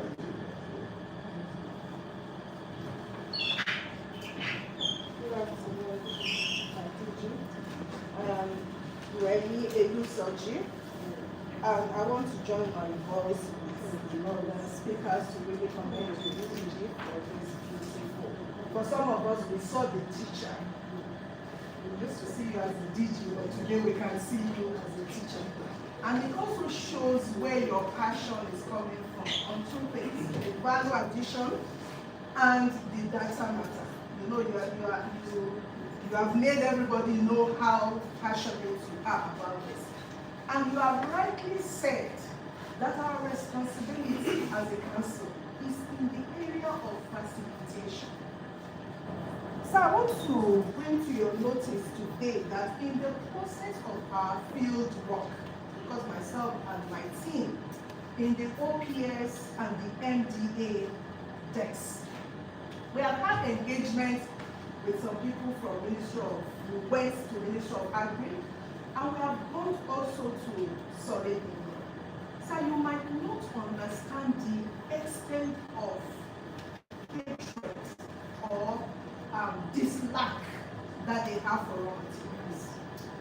We have to go because our responsibility is to see how we can facilitate engagement, so that when we are successful, we hand it over to Agri. This is what we have been able to do with the Ministry of Agri. See how we can, because synergy is very important. If we succeeded in Ministry of Mineral, we hand it to the appropriate department and say, take it off from there. But that the truth is that they don't even want to see us. So when we had engagement with even OPS, this mineral, the people in the mineral society, we had an encounter with somebody that told us that while they were mining for the Indians, or is it Indian or Chinese, they came with gun. So in the process of their mining site, while they're in the hole, they have to swallow some of this precious stone. Because when you come out, you have to naked yourself to ensure that you are not going home with any of this. And that is in your own country. In your own country. So you see, unless you engage with them, you don't really know exactly the extent to which we are being raped as a nation. So the question now is that how do we walk across this, even when all we want to preach is that it is not about raw materials, it's about how we can synergize concerning this.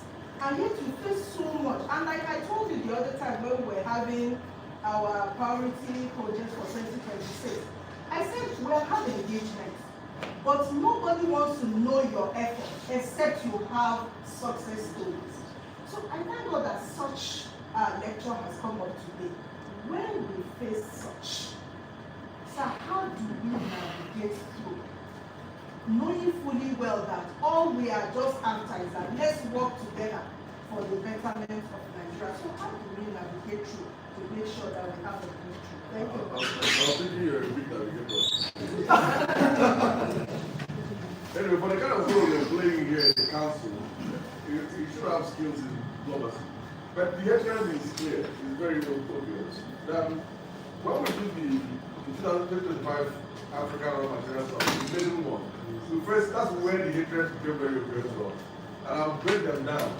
So we have hatred for RMRDC coming from outside of the country, and we have internal level for hatred for RMRDC. Unfortunately, the RMRDC put itself in a hole, a big hole before now. So it becomes easier to even spike us. But I pray God that we get out of it. We went to the Minister of Agriculture. I don't know who followed us. Were you part of it? When you were outside, the minister, and it's not, this is, you record it, because that's the truth.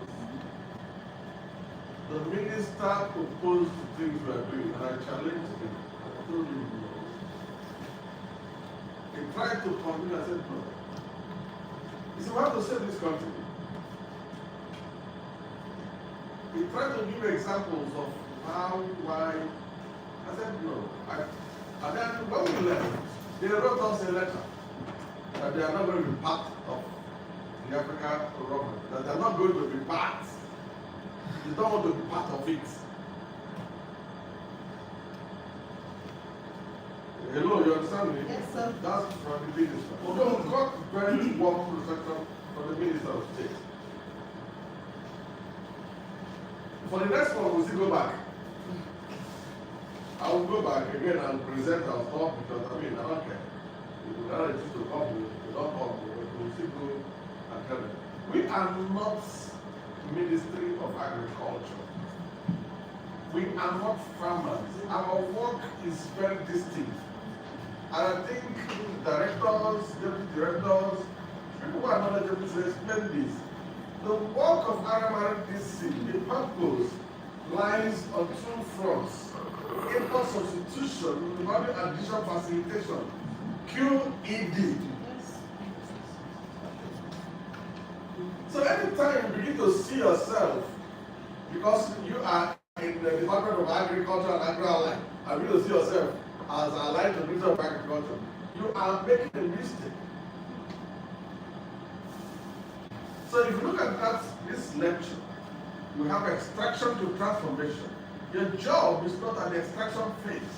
Agriculture and solid minerals are at the extraction stage. That's not what we belong to. We are also not at the transformation stage. The manufacturers are at the transformation phase. We are in the middle. That's what I say is intermediation or intermediary, however you want to put it, to facilitate. So, but these guys do not also belong to our own phase. They don't facilitate. For agriculture is produce enough for food security and for other purposes. Solid minerals give them licenses so that people can mine and all of that. It is not in facilitating value addition or valorization, no.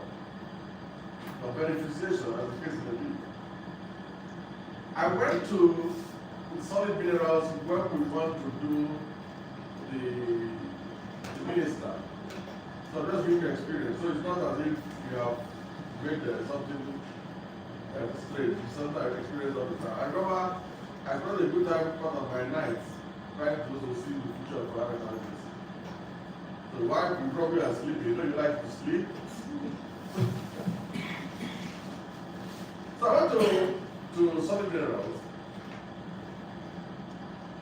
and I told him that we were launching the RMR, the raw materials management information system. So the first time we went to him, he said he gave us a date because my former minister told me that it will be good we tell you so that they don't see you as taking over their job. So, and you know that David is the president, almost is up. So we tell them, before they now say, you are looking for. So when I told him, the second time, we had a very fantastic discussion, and he said, this is good, and he fixed a date by himself.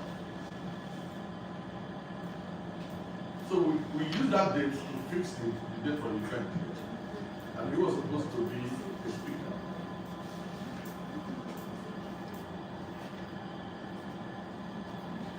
On that day, one of his agencies set up another event. In fact, he told me that our event should, and that's the reason we put it on that day, that it should be used as the first in a series of activities to mark the second anniversary of this administration.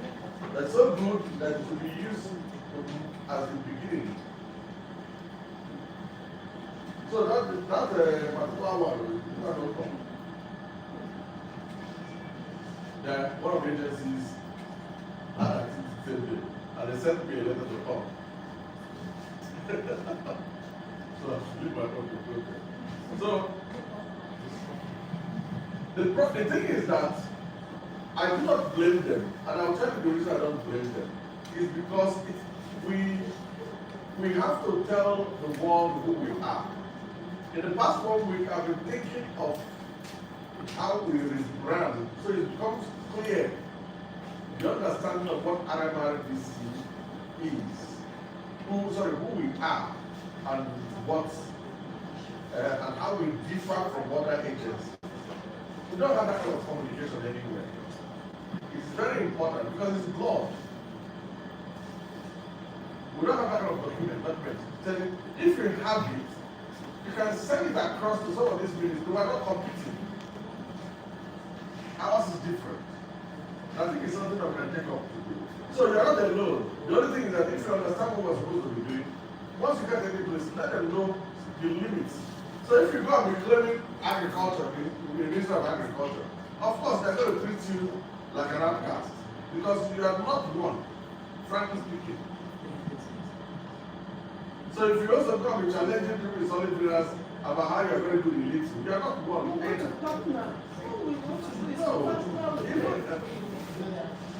Even a partner, they have to know the limits where you partner. You cannot go into their domain and say you want to partner. Yeah? Not a brand. Yeah. You are not there.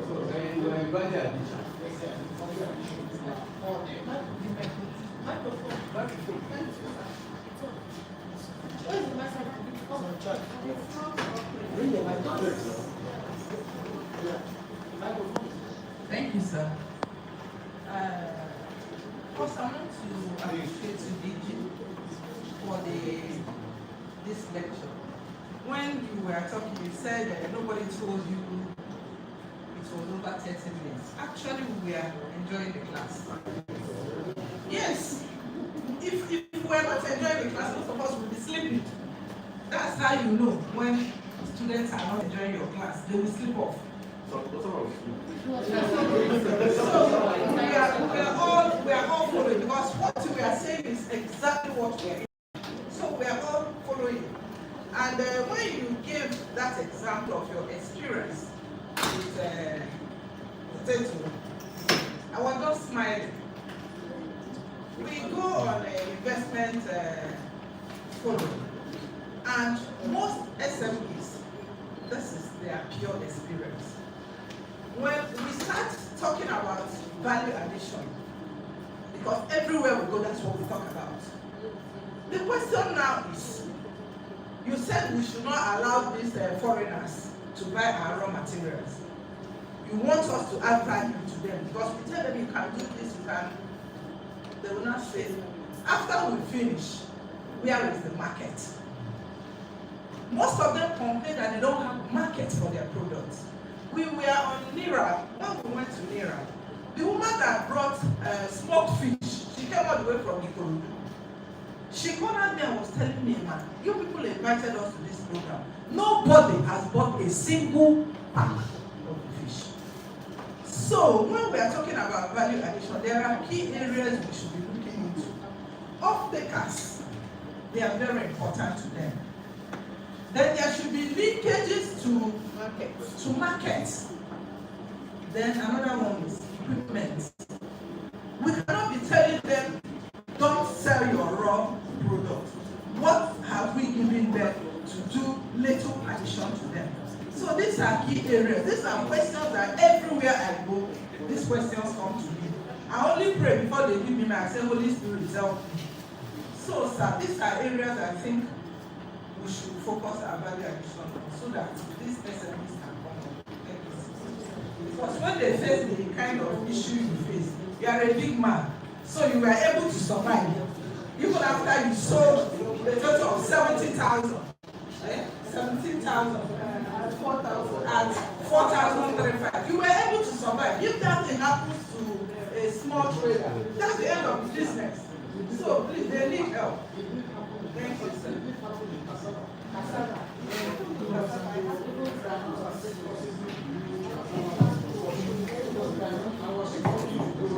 Kemi, and see how we can salvage the situation. Because we message possibly to the minister, and the minister asked that we should go to the police.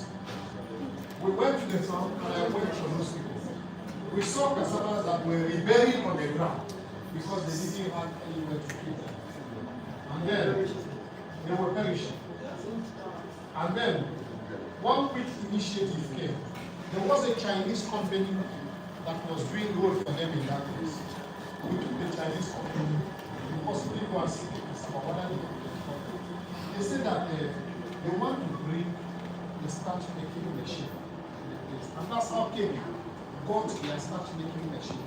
If they have it, the company that was doing local road for them, that later brought the machine and saved the situation.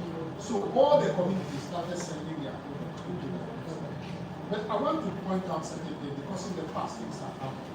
This hatred, like you are saying, didn't start now. I've had a trip with the Ministry of Agriculture with Professor Owa and the Ministry of Solid Mineral because they actually needed to understand this fight that we are taking their job as always been there. But until you clear them, until the minister understood it, until the day of addition, and they understand that we are not doing agriculture to feed the populace or things like that. Until he understood it, we are not into that type of big agriculture. This is what we are doing. We are making people to add value to agricultural product that has already come from you.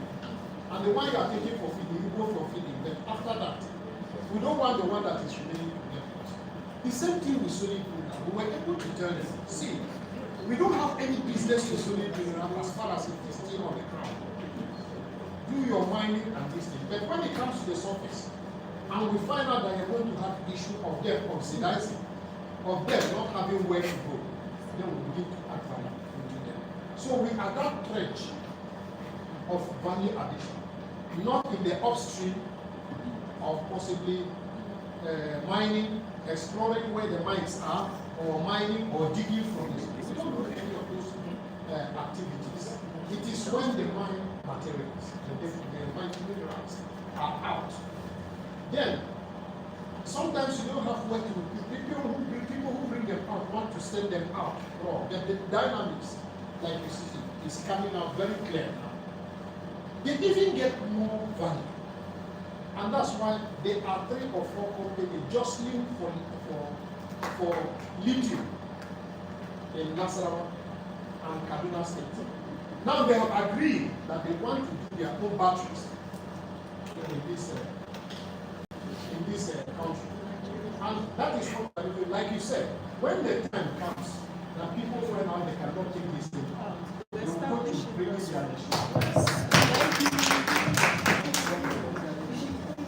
Thank you very much, everyone. Let me learn to what you are saying and what I'm saying and give us this information.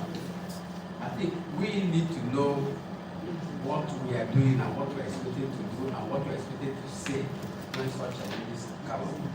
I think it was last year when we went for budget defense. Immediately I mentioned onion. The woman challenged, has already challenged Mr. Shomi and has chased them out. I said, no, I have to go back. The woman said I should not mention onion. There are 2 products I mentioned in agriculture. I should not mention, am I in Minister of Agriculture? Why should we talk about it? I said, madam, this is parallel. As far as I'm talking, we are parallel to Minister. I said, how? I said, on onion you're talking about. I'm not contending with Minister of Agriculture on agronomy. I'm not talking about agronomy. I'm not talking about farming. But I'm not coming here for food security. We're not talking about food security. That onion, he said, whatever. I said, the product of onion. He said, doesn't need any onion. I said, the Maggi you are having in your chef is from onion, and it's not the core mandate of the Ministry of Agriculture. You are using the onion to produce that Maggi which you require, and that is the perspective from which where raw material is coming. We are into development and the value addition to this process. We're not talking about, we're not actually saying we are going to boost onion for food security. We are saying we are going to have a variety of onion that is very good for making flex, onion flex, that is very good in making onion powder, and which you can use as derivative in other pharmaceutical and food industries. The one says that so, that day she was properly educated and she accepted it. Most of the time, we don't even know what we ought to do. And sir, I think there's an expert who have an app now that he told me the other time, I told you that we will develop, I will bring him, if he so satisfies you. Once you bring an app that can bring together producers, processors, buyers and sellers at a point, which raw material cannot control. Maybe I'll bring it to you. If you can do it, that will help us to get that app where raw material will now be the center point to know who does what, where he does it, and everything. We just an app.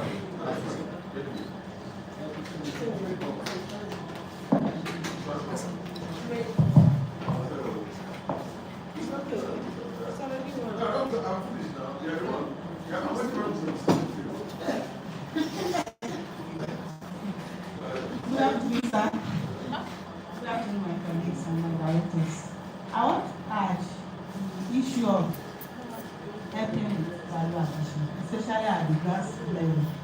There was something we were doing before, cluster development, and I think we can also emphasize on it now. This experience you said you had, everybody had it. Most people had it. I had a colleague did a lot of cassava. He asked him to bring it to Lokoja, trailer load. By the time he got to Lokoja, he was not even up to half of the price. So if we can have a model of cluster development at local government level, that all the producers will have the splitting points, there will be enough data processors and all that, and there will be a small scale processing outlets. I think it will go a long way to help with that value addition. Thank you very much. Thank you very much. The DG, the directors, the deputy directors, the assistant directors. Thank you so much for making today's RMRDC lecture series absolutely exciting. A round of applause for yourselves for your contribution and participation. I'd like to hand the microphone over to Professor John Trent. Thank you very much. According to Weston Churchill, the price of greatness is responsibility. And as you can see from the lecture, the able DG has been able to show that responsibility and indeed as a mark of greatness. Ladies and gentlemen, at this point, may I have the privilege to invite for the key facilitator of the Directorate of Corporate Affairs to come forward and just say something to the DG before we have the vote of thanks for Dr. Kebiako. Please give me a round of applause. The DG, sir, senior colleagues, permit me to stand on the existing protocol. In fact, this is a great meeting lecture series. We've never had a long time like this. Thank you, sir. This is a very great impactful knowledge, a very great one. I can see, due to even time, most people have been carried away because of the sound, interest, and gathering more information on what we think we have and adding on what still we don't have. Thank you very much, sir. At the same time, this is a maiden month of which we have a cake for the DG and the cake for the guest lecturer. We want to start celebrating your birthday Thank you very much, sir. Once more, we want to start saying happy birthday to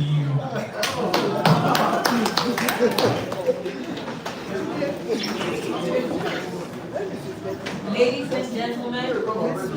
can we rise as we give honor to our DG whose month is this month? He is a special souvenir from the RMRDC Lecture Series C. We appreciate you. You have taught us well. You have shown us the path to greatness. And today you have actually combined both roles of being DG, teacher, instructor, director, administrator, and the great executive. Thank you so much. Can I have the directors here present support our DG as he carries out this assignment? Our director.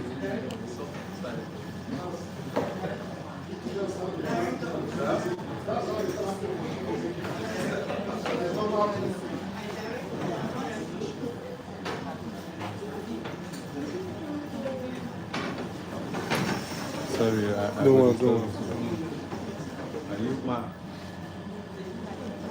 Let him go inside. Now, can I have a D? D. Can I have a G? G. Can I have a C? C. Can I have an E? E. Can I have an O?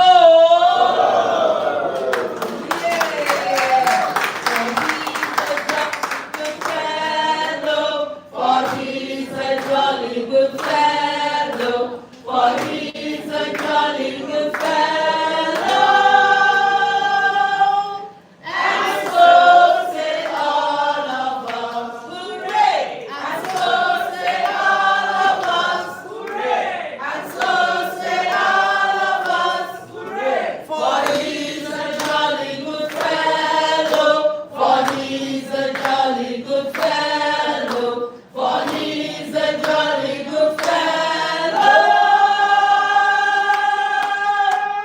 And so say all of us.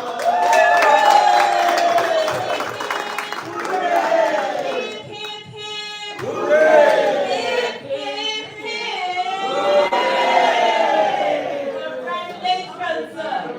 Welcome, welcome, welcome to the month of exceptional greatness for you, for the RMRDC, and for Nigeria. Thank you very much once again, our DG. I want to thank you and also want to thank the initiator of this special program, which is our own Professor John John. Please, a round of applause for him. And we want to tell our DG that we love him so much. We want to tell our DG that we love him so much. And I know Professor John John wants to say something.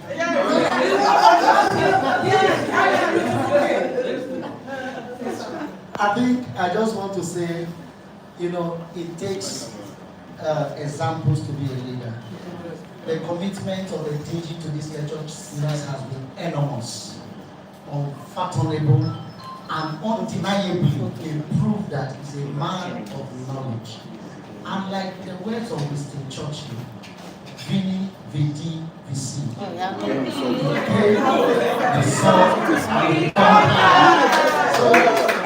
our duty. Please can you give me a round of applause as we call on John David for a vote of thanks before we proceed for the pictures. Yes.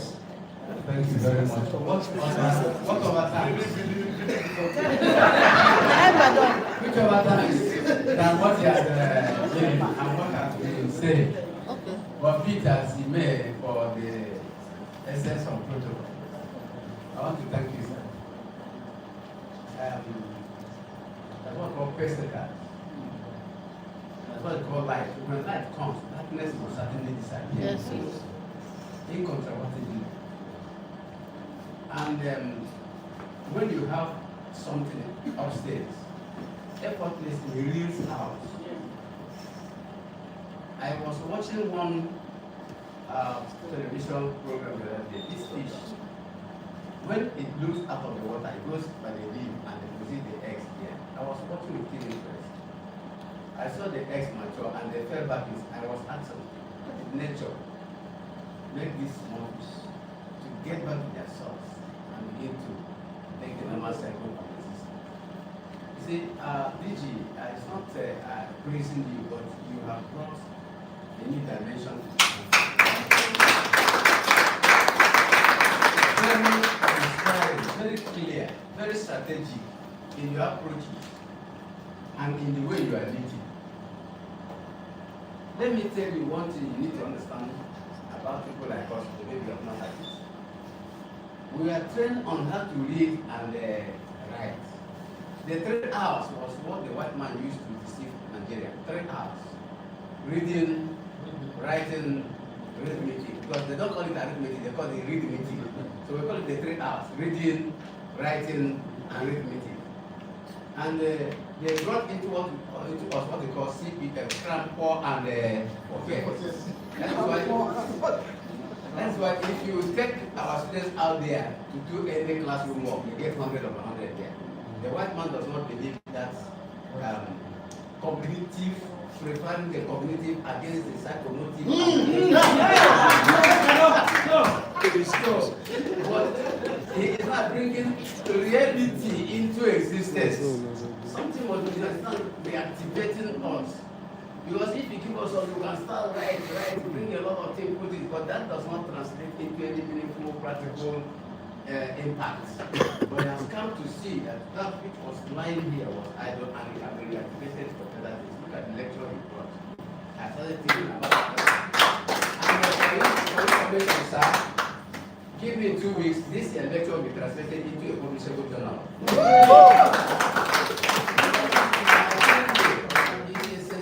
Book that we have is a world-class selling book. So it won't stop here. It will be turned into journal publication. Thank you very much, sir, for this. You are inciting us positively, and we thank you for the grace. At each time in the history of humanity, God will always bring a redeemer. Yes. I call it the redeemer. I classify it as a redeemer that has come to redeem us and redeem things here. Everybody has done their own bit according to God's calling, but you have come to redeem this place. And I pray that God will allow you to accomplish that passion. Thank everybody that has come. Thank you for active participation. Thank you for the questions. Thank you for the inspiration. Thank you for what you will do hereafter. And thank you for today. Marks a day, very important day, that you struggled. Every human being was a product of severe and serious competition. A man ejaculates millions of spermatozoa at a time. Out of that, only one. So he is a very good competitor, and you can't face him that. Today, you are also seeing the day you are brought into this earth to become impact. And I know that which God has brought into this world is impact.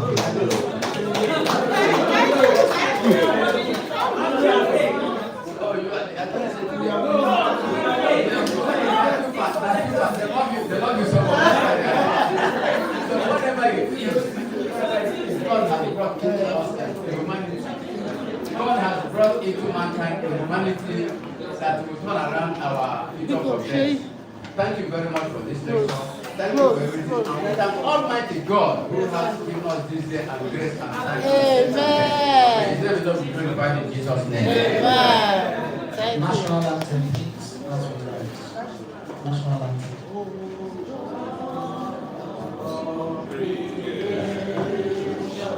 Release our request.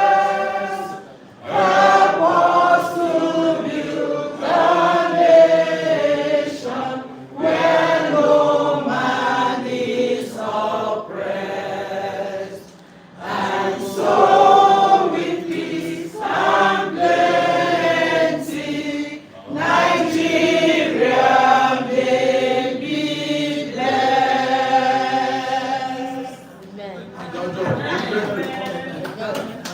Order of photograph, please.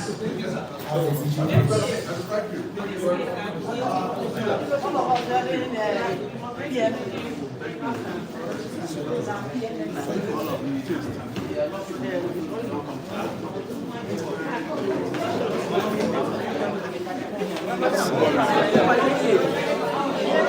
you.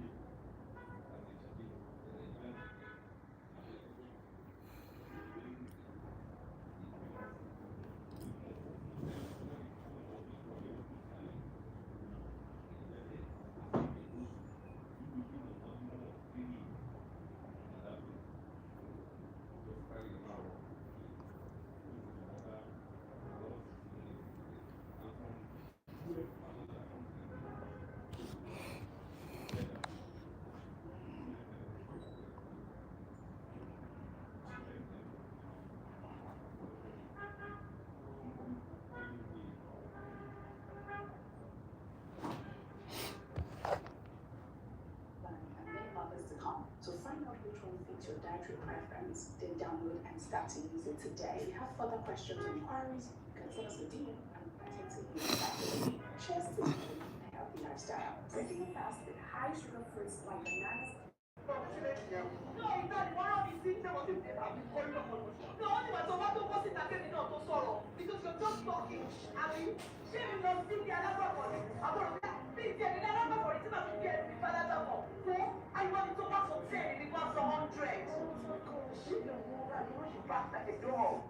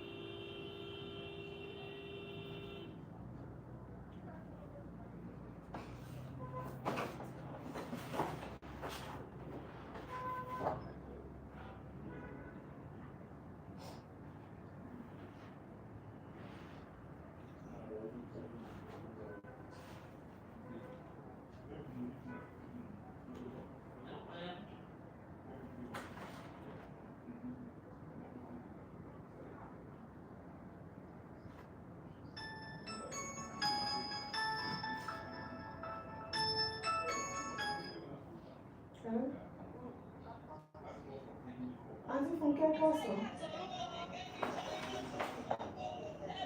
Yes, ma, ẹ kọjọ́ mẹ́ta ma. Okay, okay, tẹ wá ṣe kí ni women of honor. Okay. Èmi ò tiẹ̀ mọ̀ ẹ ti ṣe ọjọ́ kejì mo tó ṣẹ̀mọ̀ pé ṣe nǹkan kan. Why not? Why not? Ṣé bá ṣe bẹ́ẹ̀ sọ pé máa pè mí tẹ bá wá?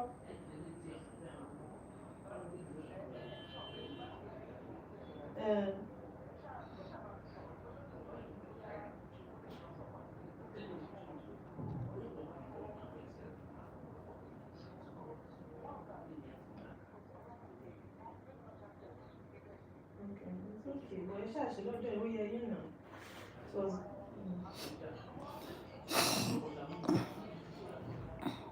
birthday. Lè lọ studio náà kẹ́kọ̀ọ́ ra kéèkì. Ra kéèkì kékeré.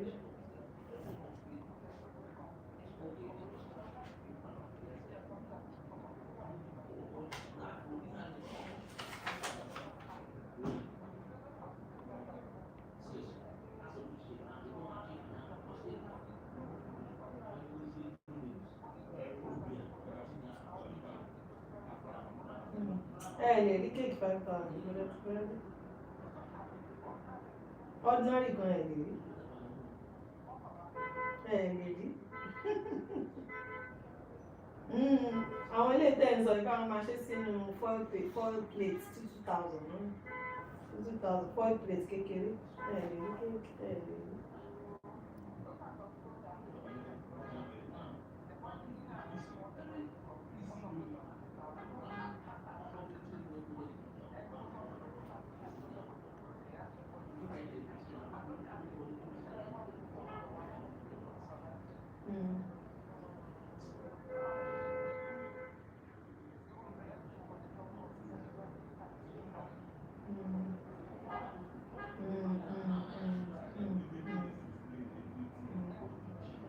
Then.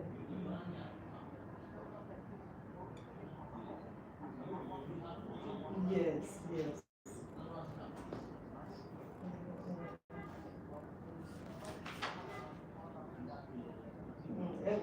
Mú aṣọ mi ìdání kẹyà oríṣiríṣi. No, no, no. Ma'am. Yes, sir.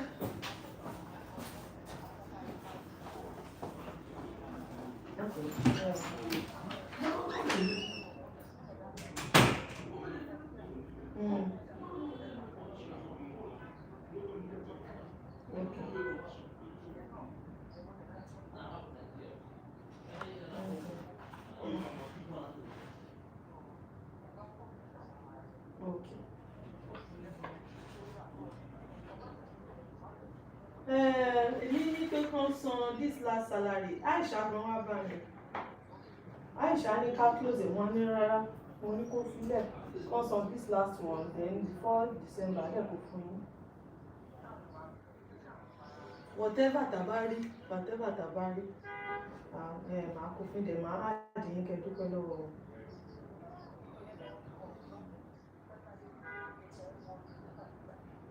Má rí gbàgbé tó lọ. Wọ́n máa sanwó before November ending.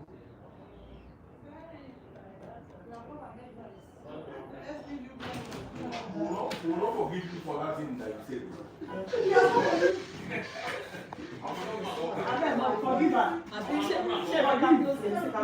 Oh no, that was good.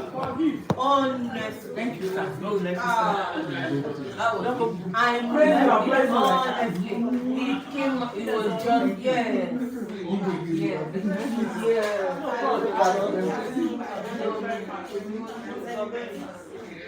All right, later. Hello? You're here? How's that?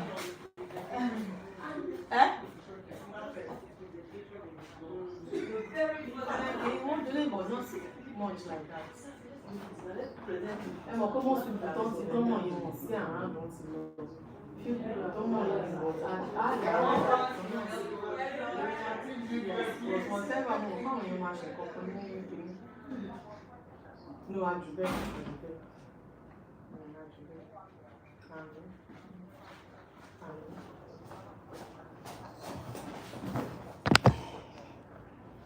Fine. Mama for all.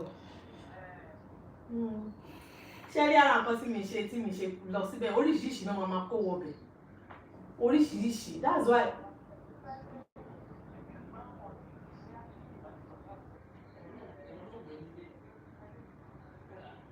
Aisha, ìgbà bẹ́tà.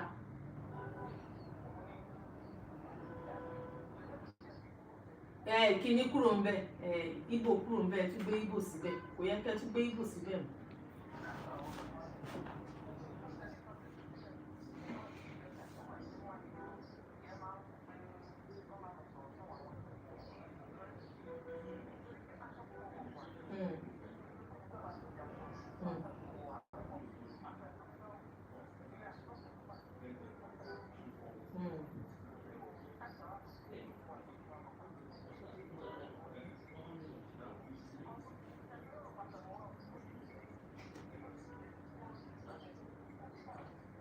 Àbìtì báwo kí lẹ́jọ́ fàdé bẹ́ẹ̀?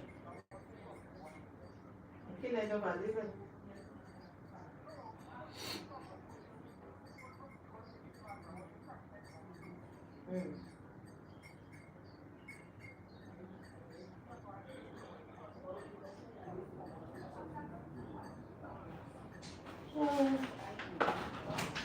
Ara nǹkan tí mi ṣe fẹ́ padà síbẹ̀ ni ó máa mẹ́sàn-án tẹ̀lé. Eteye, congratulations.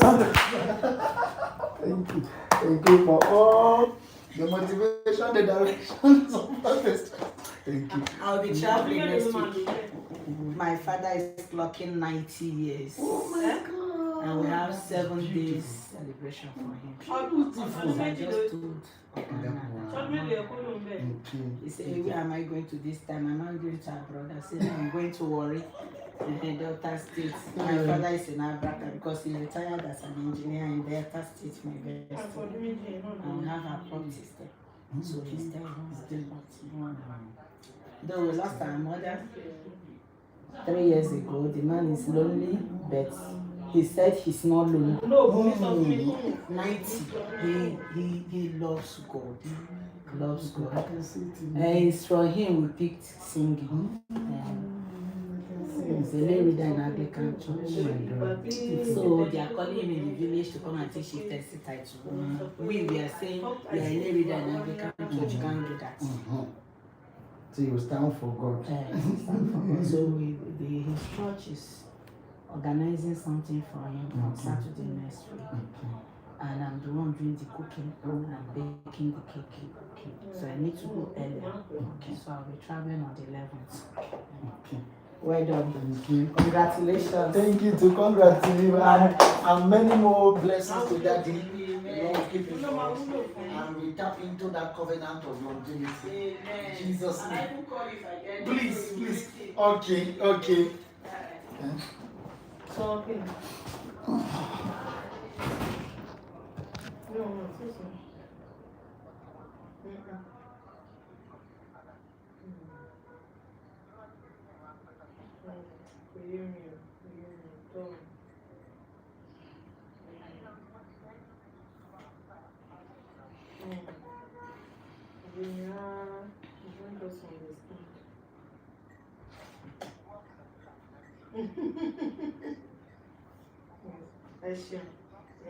Yes, ma'am.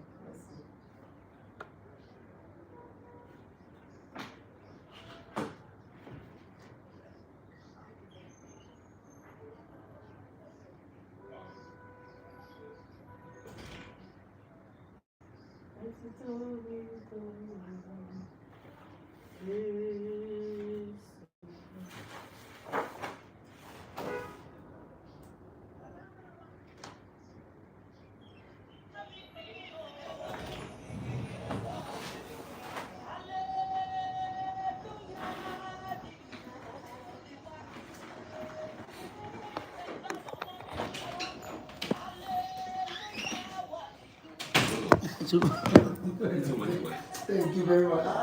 Thank you. These people should help thank Oga for his time and commitment. Just.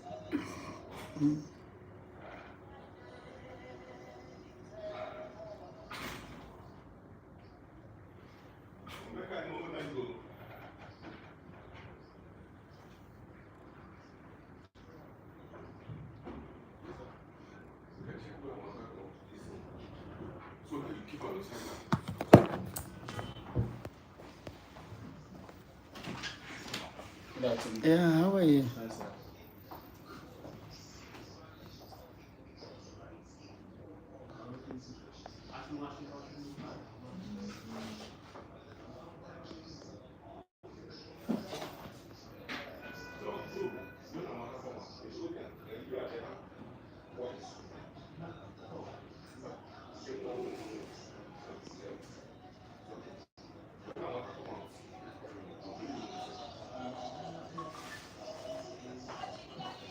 If I don't drink no.